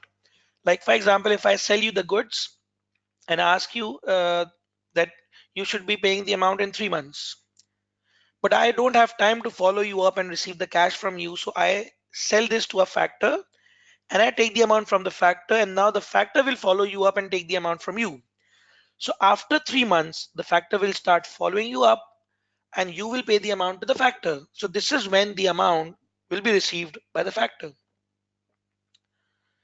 Sim is saying, sir, if risk is not transferred in the why we show bank as debit? Basically, Sim, we have received the amount in the bank, but we may be required to repay that if the factor does not collect it from the customer. Like let's suppose that if I have sold goods to someone and I ask you that you pay me the amount and you can collect it from my customer. So the amount that I'm receiving from you is bank debit and a liability credit, because if my customer does not pay it to you, you will ask me to pay the amount back. So I've received the cash from you, bank debit, and I may be required to repay it back to you. Vishal is saying I got it when I saw the example anyway. Thank you. Okay. Abhay is saying, what if the factor didn't receive cash? Okay. Jagmeet is saying, so in previous slide, why when the risk and reward not transferred, it is a liability? Jagmeet, the answer is there in this slide, that if we have taken amount but we haven't transferred the risk, this means that we may be required to repay this amount later on. That is why we are calling it a liability. Abdul Qadir is asking, sir, even if non-course factoring has exist, we still need to see the significant we transfer, right? If we just transfer 10% and guarantee to pay any default, then still we can't derecognize it. Basically, Abdul Qadir, if you have given the guarantee to pay, this means that it's a recourse factoring. It's not a recourse. It's not a non-recourse. So in that case, we are going to record it as a liability and we are not going to derecognize that. So non-recourse means where the risk belongs to the factor and there is no guarantee from our side. Salman Wasim is saying, sir, in recourse factoring, we consider the proceeds as a loan given to us. Yes, Salman, this is a type of a loan until the customer actually pays the amount. Okay, so all replies done. Now there's one more thing that we need to discuss, which is a sale and buyback agreement. And this is quite similar to what is there in IFRS 15 as well. So if we have an agreement, let's suppose that if we are a party A and we go to B and we sell a financial asset to B for $100 million with an agreement that we are going to buy this financial instrument back for $110 million after 1 year. This means that we have got a sale and buyback agreement with B. We have got a sale and buyback agreement with B in which we are going to buy back at a fixed price. So in this case, we say that in actual, has the instrument been sold to B or not? Has the instrument being sold to B or not? The answer is no, because the risk and rewards have not been transferred to B. If the price of this instrument increased to 150 after a year, has B any gain of increasing the value? The answer is no, because B will only get 10 million additional, because B will only get $10 million additional. Similarly, if the value decreases to, let's say, $50 million, will B result in a loss? The answer is again no, because B is going to receive 110 in every case. If the price increases, B will get 110. If the price decreases, B will get 110. So B has no gain or no loss. So we say that in case of fixed price, the risk and rewards are not transferred. So in this case, being A, we should be recognizing an entry as the bank debit by $100 million, and we should be recording it as a financial liability by $100 million. And the amount that we are paying extra of $10 million is actually an interest on this, which is $10 million. So this arrangement is a type of a loan arrangement, of a loan agreement with B. It's a financing arrangement. Yes, Abdul Qadir, you are right. So risk and rewards have been retained by A in this case. But let's suppose if we have decided to buy back not at 110, but whatever the fair value will be after 1 year. Now if the price increases to 150, B has a gain. Now if price decreases to 50, B has a loss. So in in case where the buyback price is fair value, we say that the risk and rewards are transferred. The risk and rewards are transferred. So in this case, we are going to make an entry as the bank debit and the financial asset credit. And whenever after a year we buy back the asset, we are going to re-recognize that at that point of time. So this is the entry for year 0 and this is the entry for year 1. In case of fixed, this was the entry for year 0 and this was the entry for year 1. And when we buy back, we're going to write the entry as the financial liability debit by 110 and the bank credit by 110. So this is the accounting for the sale and buyback agreement that we have signed.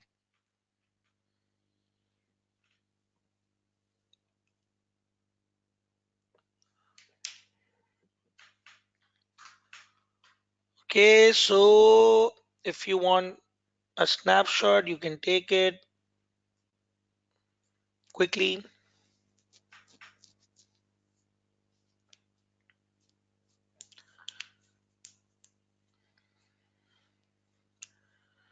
So in case of derecognition, we need to check whether the risk and rewards have been transferred or not, and then we decide the accounting accordingly. So these are the entries that we have already just discussed on the OneNote. So let's move on to the next slide, which actually relates to the impairment. When we talk about impairment, we have an expected loss model for IFRS 9. Laiba is asking how the risk and reward is transferred. Laiba, the risk and reward is transferred because if I am selling goods to B for 100 million and I will buy back at fair value, so if the fair value at that time increases, B will have a gain. And if the fair value at that time decreases, B will sell it to me at a lower value, so B will have a loss. So the fair value fluctuation will result in a gain or loss to B. That is why we say that the risk and rewards have been transferred. So in case of impairment, we have a model which is called the expected credit loss model. In this, we have three-stage model: stage 1, stage 2, and stage 3. In stage 1, we classify the performing assets, where these are the financial assets who are expected to perform in line with the contract. So in stage 1, we are going to classify assets where we are expecting no loss. This is the stage where we are expecting no loss. So let's suppose if I have given loan to 10 different people and I'm expecting that everyone will give me the back will give me back the loan. This means all of my financial assets are in stage 1. Let's suppose that I've given loan to 10 different people and I'm expecting that every one of those 10 people will give me back the loan on time. This means that I have no loss on all these 10 loans. So that will become a stage 1 financial assets for me. Similarly, in stage 2, we are going to classify the assets where the risk has significantly increased, where we have a risk of loss. This is a stage where we have a risk of loss. The credit risk increases such that the credit quality is not low risk now. So this means I have a risk of loss, so this will be classified in stage 2. So let's say if I have given loan to 12 people and I am expecting 2 of them that they may default. So those 2 will be classified in stage 2. And stage 3 is the credit impaired where the default event has occurred. So in stage 3, we are going to write the instruments on which we have already faced a loss. So stage 1, everything is good, there's no loss. In stage 2, there is a risk that my asset may default and may result in a loss to me. Like I have given loan to Mr. A and I'm expecting that Mr. A is in financial difficulty and may not be able to pay me. This is my expectation. Mr. A has not said any such thing. It's my expectation that Mr. A is in financial difficulty and may default. So that will go to stage 2. And when Mr. A says that, look, I don't have any amount, don't expect anything from me, this means this will become a stage 3. So until the loss event occurs, it is stage 2. And if there is no risk, it is stage 1. But IFRS 9 requires us to record the provision even in case of stage 1 where we are not expecting any loss, but still we should be recognizing a provision for that. Rosie is asking, is this important to learn? Yes, Rosie, impairment and hedging are one of the most important areas that we need to discuss in today's session at any cost. Even if we have to stay 5-10 minutes late, we will cover these two areas at least, because these are the important ones of IFRS 9. Now, how much of the loss allowance will be recorded? In stage 1, we recognize 12 months expected credit losses. So at the time of initial recognition, we are going to recognize expected loss due to events that are possible, that are not probable, that are only possible within 12 months after the reporting date. So every instrument on initial recognition falls in stage 1, and even on that we recognize the provision, but that relates to only the next 12 months. We recognize a provision that relate to only next 12 months.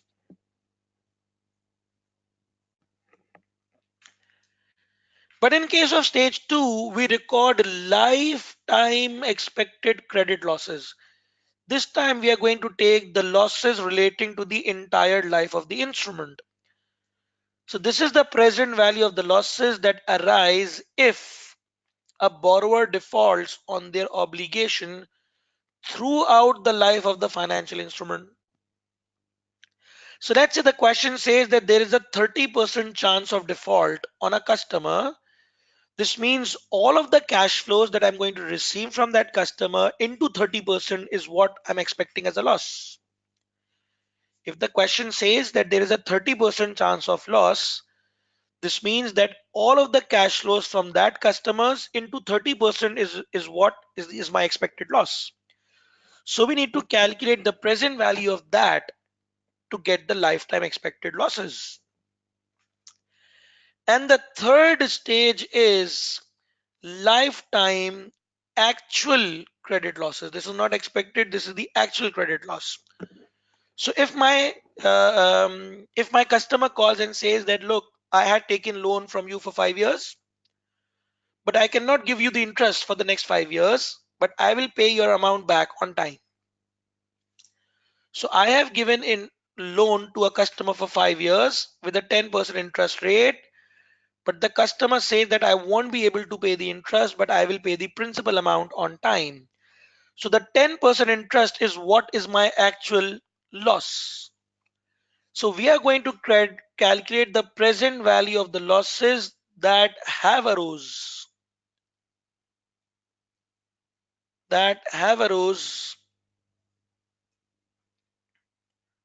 when the borrower defaults on their obligation. So the difference between stage 2 and stage 3 is in stage 2 we are expecting a loss, in stage 3 we have a loss. In both the cases we calculate the present value of the losses, but in stage 2 we calculate the present value of the expected losses. In stage 3 we calculate the present value of the actual losses.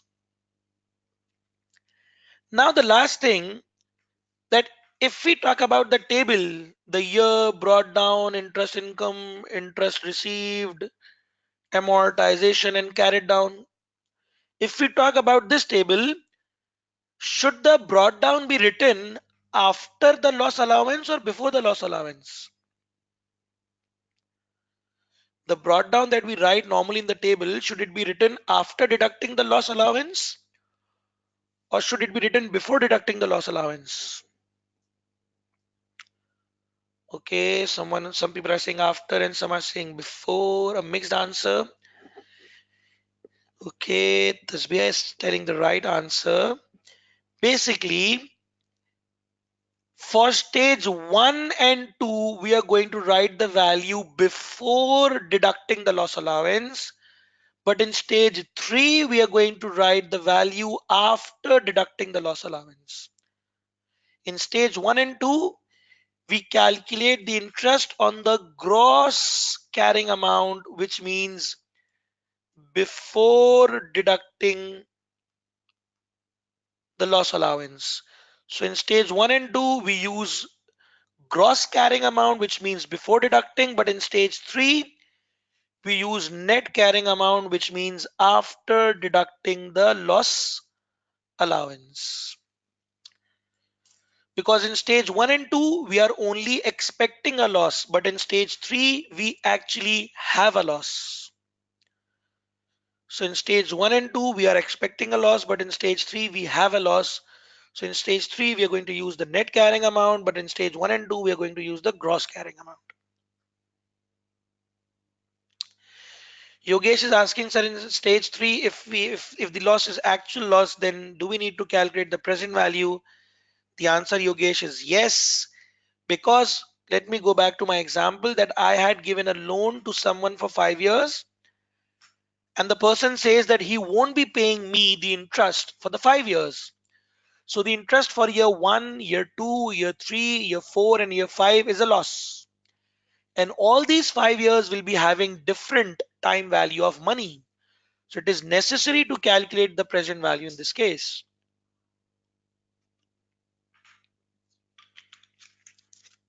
Okay, good. So any confusion in this?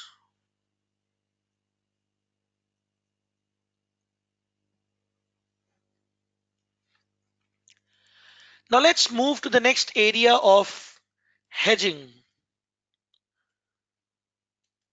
Now we are discussing the area of hedging, but to start hedging, we have to start it from the derivatives.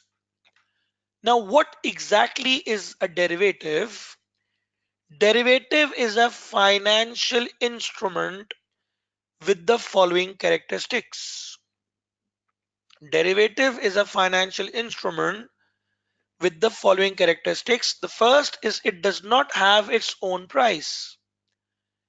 It does not have its own price, rather its price is determined from some other underlying instruments. So derivative is a contract which does not have its own value. Now let me give you an example that let's suppose I'm an entity A and my business is to import laptops. My business is to import laptops and sell it locally. But I have a risk. What if the price of the laptops increases in the international market? I have a risk that if the market values increases in the international market, I will have to pay additional amount. So I call my supplier, which is B, let's suppose, and I say, look, that I am currently buying the laptops at, let's suppose, $100 per unit from you.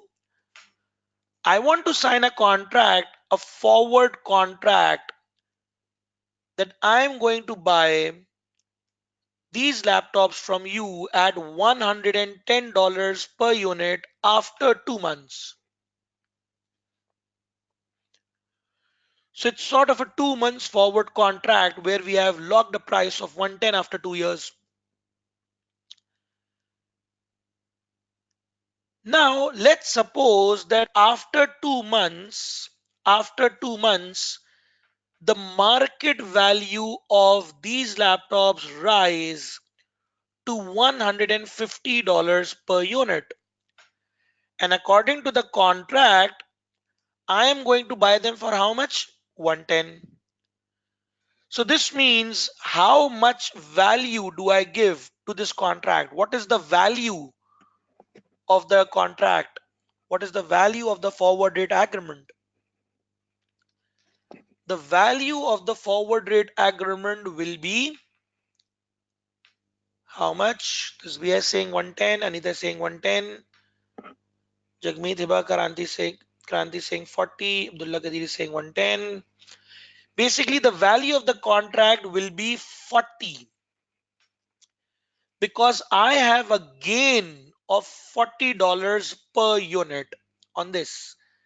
So the value of the contract is going to be 40. But what if the market value is, let's say, $170 per unit? Now, can you tell me the value of the contract? If the market value of the laptops is 170 in the market, what is the value of the contract? This means 170 minus 110, the value will be 60 per unit. But what if I don't tell you the market value of the laptop? Now, can you tell me the value of the contract? If I don't tell you the market value of the laptops, can you tell me the value of the contract? The answer is we cannot value the contract on a standalone basis. We need some other underlying instrument. Getting this point? That it does not have its own price. We cannot value that as a standalone.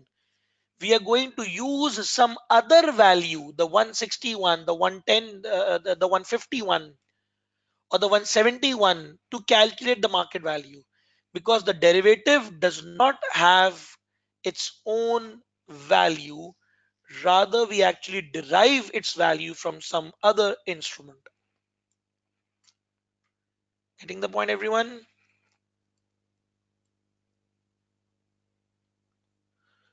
Randolph is saying, is there any fee paid on signing the contract? Yes, Randolph, there is normally a minimum transaction cost for that. Normally, in case of forward rate agreement. Abdul Qadir is saying that means, sir, the value of derivative changes when the value of underlying item changes, right? Yes, exactly, Abdul Qadir, you have got it right. Salman Sarfara is saying, sir, why we compare to the market value? Salman, because the laptops, if I would have not signed the contract, I would have purchased it for 150. But because of the contract, I'm getting it at 110. So the gain to me because of the contract is actually $40. So this is why we are actually comparing it with the market value.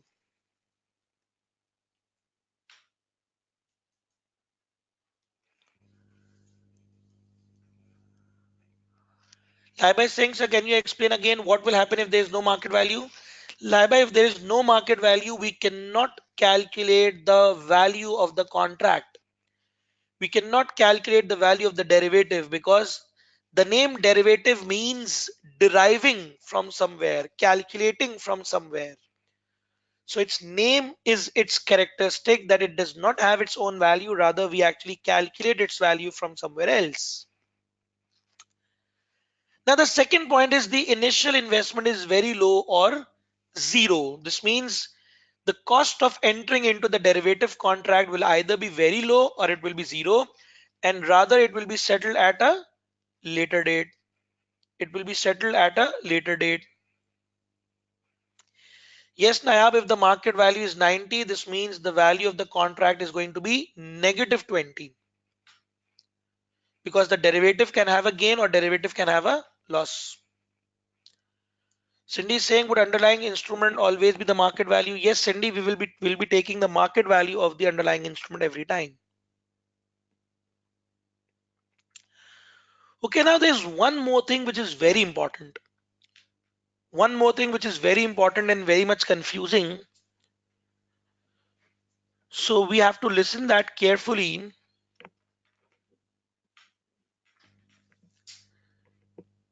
So I'm opening the OneNote again and I'm writing down my example again that I am A and I go to B and I say that, look, I purchase laptops from you at the rate, at the spot rate, today's rate, which was $100 per unit. And we are making a forward contract, a forward rate agreement for 2 months forward contract where we are locking a rate of how much? $110 per unit. Now this is what we have logged, and the market rate actually increases to any value. Now my question is, according to this example, is is this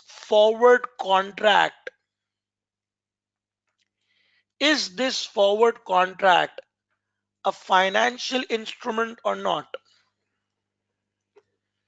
Is this forward contract a financial instrument or not? We are making a contract with the supplier that we are going to purchase laptop from you after 2 months.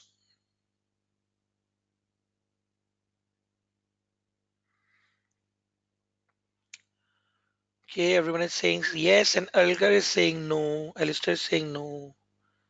Abdullah Qadir is saying yes. Everyone else is saying yes. Basically, the answer to this is no. This is not a financial instrument because we have signed a contract to purchase laptops.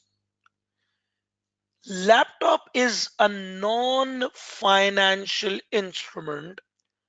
So if we are signing a forward contract of a non-financial instrument, this will not be a derivative. Unless there is one condition which needs to be met for it to be a derivative, but I'm going to go over there. So first thing that we need to remember, that whenever we sign a forward contract or a future contract or an optional contract or a swap contract, these are all normally derivatives. But whenever we sign a contract, we need to check whether the contract relates to a financial instrument or not. If the contract relates to a financial instrument, we call this a derivative. We call this a derivative. But if the contract relates to a non-financial instrument, we call this a non-derivative. Why? Because if you see in this case, what is my asset right now? What is my asset right now? According to the contract, what is my asset? No, Tasbih, it is not the laptop right now. My asset is the right to receive the laptops. According to this forward contract, I have the right to receive the laptop. So right to receive the laptop is not a financial instrument. Similarly, B has an obligation to deliver the laptop. So right to receive cash is a financial asset. Obligation to deliver cash is a financial liability, but right to receive laptop or obligation to deliver a laptop is not a financial asset or a financial liability. That is why we are saying that this contract is not a financial instrument. Getting this point, everyone? This is a difficult concept for even me to explain. So if the contract relates to a non-financial instrument, that will not be a derivative until now there are two possibilities in this, that if the contract relates to a non-financial instrument, either it is going to be settled in goods or it may be settled in cash. Abhay is saying to repeat. Abhay, basically my point was that if I have signed a contract with you that you are going to sell me two laptops after 2 months. You will sell me two laptops after 2 months. What is your obligation? Your obligation is to deliver laptop. My right is to receive laptop. Now, right to receive laptop is not a financial asset. Right to receive cash. would be a financial asset. Similarly, your obligation to deliver laptop is not a is not a financial instrument, but your obligation to deliver cash would be a financial liability. So the point is that we have to see whether the contract is a financial asset or not. Jagmeet is saying, sir, A will pay cash and B will receive cash. Yes, Jagmeet, A will pay cash after receiving the laptop. Right now, A has no obligation to deliver cash until A receives the laptop. So at this point of time, when we are signing the forward contract, at that point of time, A does not have a financial liability to pay cash. So if we are signing a non-financial instrument contract and we are planning to settle that in terms of goods, then we say that it's a non-derivative contract. Then we say it's a non-derivative contract. And if we are going to settle such contract in cash, it will again become a derivative. Like let's suppose the market value reaches $150 per unit, and I call the supplier to say that, look, I don't want the laptops. I don't want the laptops. But according to the contract, I would have bought it at 110 instead of 150. So it was a gain to me of 40. So transfer me the $40 per unit cash instead of the laptops. So sometimes there are contracts which allow net settlement in cash. So if the contract allows the net settlement in cash and my intention is to settle in cash, that will become a case of derivative. Otherwise, it will be a case of non-derivative. And if it's a case of non-derivative, it will go to IES 37 and we have to check whether the contract is an onerous contract or not, whether it's a loss-making contract or not.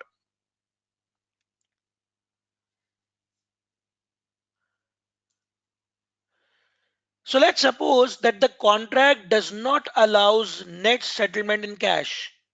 Either take the laptop or leave the laptop. You cannot demand cash.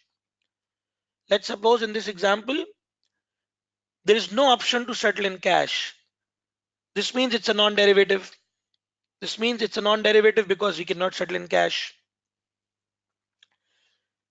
So let's suppose the market value now reaches $90 per unit. We have no option to settle in cash. We will be taking goods in any case.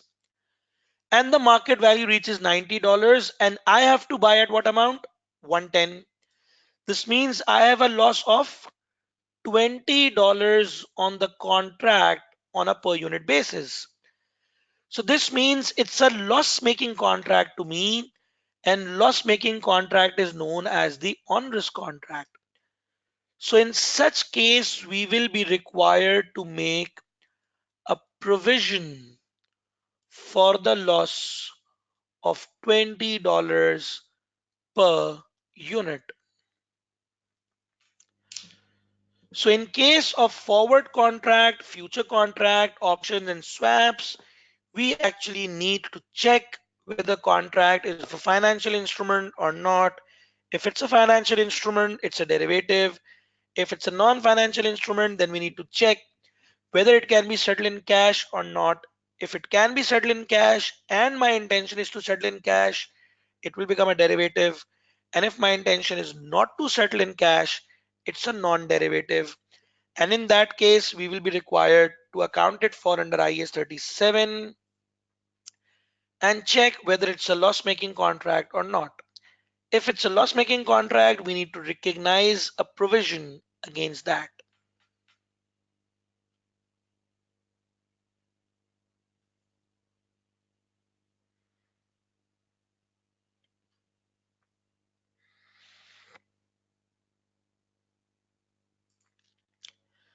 Nayab is saying it is too much to digest. Yes, Nab, I know that it is really too much to digest because these are a lot of complex concepts that we are discussing. Halkar, let us solve an example for that and then we are going to understand it better. Alistair, this is something that is the decision of ACCA and not actually mine. Okay, let's discuss one of the past papers question, which is a past paper of June 2018, question 3 by the name of Darled Part B.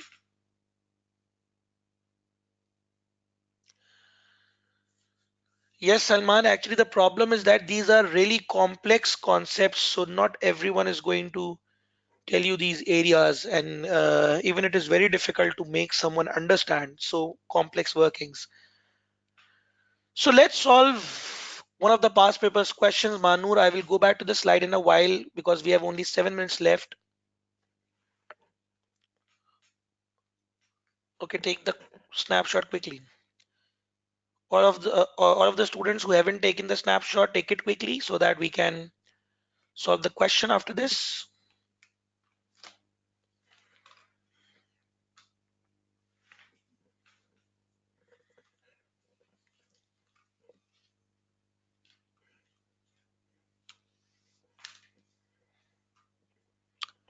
Okay, so back to the question. The question says that on 1st September 2016, Darlet entered into a fixed price forward contract to purchase 2,000 tons of steel. Steel is a non-financial instrument. So we have signed a forward contract of a non-financial instrument. So up till now, it's not a derivative. At 400 euros per ton, the local currency is the dollars, and the purchase is in accordance with its normal usage requirement. So apparently, if it's my normal usage of consuming 2,000 tons of steel, apparently this means that I would be settling the contract in the goods, because my objective is not to earn money. My objective is to use it in my business operations because this is my normal usage requirement. The contract allows Darlit to take delivery of the steel on 31st August or to pay or receive net settlement in cash. So the contract allows us to settle the contract in cash. But what is my intention is more important. The contract allows, but if I have no intention of settling in cash, it will be a non-derivative based upon the change in the value of steel, but not on the change in the foreign currency exchange rate. Darlet has not settled similar contracts in past before delivery of the steel. So this is the second point, that my past practice is to settle in goods. So this is the second point that is supporting that most probably now also I will settle in goods. Darlet does not have a foreign currency contract to hedge against any risk caused by the movement in the dollar euro exchange rates. This means that I'm exposed to the exchange rate risk, and has paid a non-refundable deposit of 100,000 euros at 1st September 2016. The following exchange rates are relevant. The rate was 2:1 and now it's 1.75:1. Salman Wasim is saying I was in June 18 attempt and this part was an alien to me. Yes, Salman, but this time it is not going to be an alien now. There has been no change in the contract price of steel at 31st August 2017. So steel prices have not changed, and is felt that the decline in the dollar euro exchange rate is unlikely to be reversed. So the decline in the rate is unlikely to be reversed. Now the question says that the directors of Darlet would like advice on how to account the above contract and whether it is within the scope of IFRS 9, together with any implication of the change in the dollar euro exchange rates. So now the question is that, is this contract a derivative or not? The answer is no, because there is nowhere written that our intention is to settle in cash. Rather, it's a normal usage requirement for us, and we have never settled any such contracts in the past. So based on these points, we can say that we are expecting the contract to be settled in goods, and therefore it's a non-financial instrument. And if it's a non-financial instrument, we have to apply IAS 37 onto this. So we actually had a contract of purchasing 2000 tons of steel at a price of how much? $400 per ton.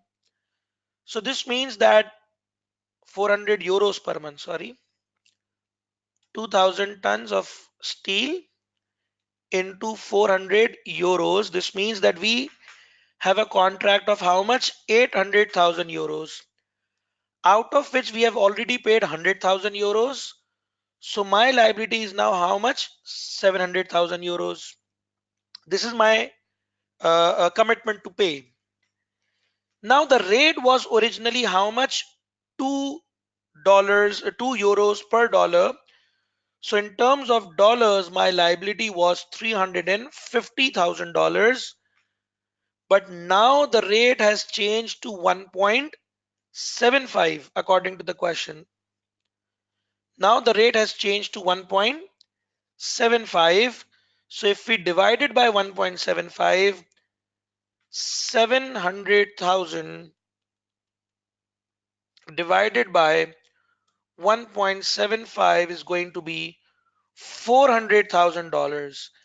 This means because of the exchange rate, I would be at a loss of how much? $50,000.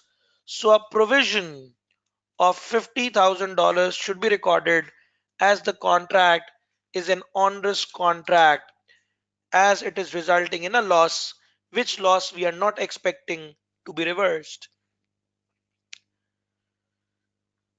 So this is how we have to identify the financial instrument being a derivative or not, a forward contract being the derivative or not. So we have to check whether it is going to be settled in cash or it is going to be settled in goods. If it is going to be settled in goods, it is a non-derivative, and we have to check as per IS 37 whether the contract is onerous or not. And if it's going to be settled in cash, it is going to be a derivative, accounted for accordingly.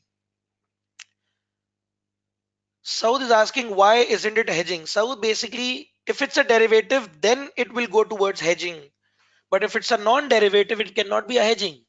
We cannot hedge a transaction without a derivative. Saim is asking, how do we record 350,000? Saim, 350,000 will be disclosed in the financials because it is just a commitment. It's not a liability right now. It will become a liability when we actually receive the goods. Randolph is saying, can the non-derivative that's supposed to be settled in goods be sold to another party cash? Yes, Randolph, it can be sold to anyone else. Salman Safaz is saying, please repeat the case of settlement in cash. Salman, we don't have time now to repeat. Sean is saying half this of this type question, then we are done. Didn't get your point, Shawan. Saus is saying, is it new? Yes, basically, Saud, it is not something very much old. After IFRS 9 being updated, this was being introduced. Salman is saying, please increase timing to complete this topic. Basically, Salman, actually, this is something very difficult to be discussed right now because I have to take approval from the ACCA beforehand. In fact, I have taken the approval for tomorrow to extend it to 15 to 20 minutes than the normal.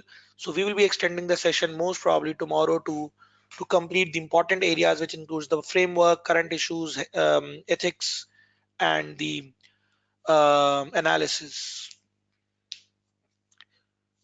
So quickly looking at your question so that I can reply to the most important one. If there was a financial, do we recognize on financial statements?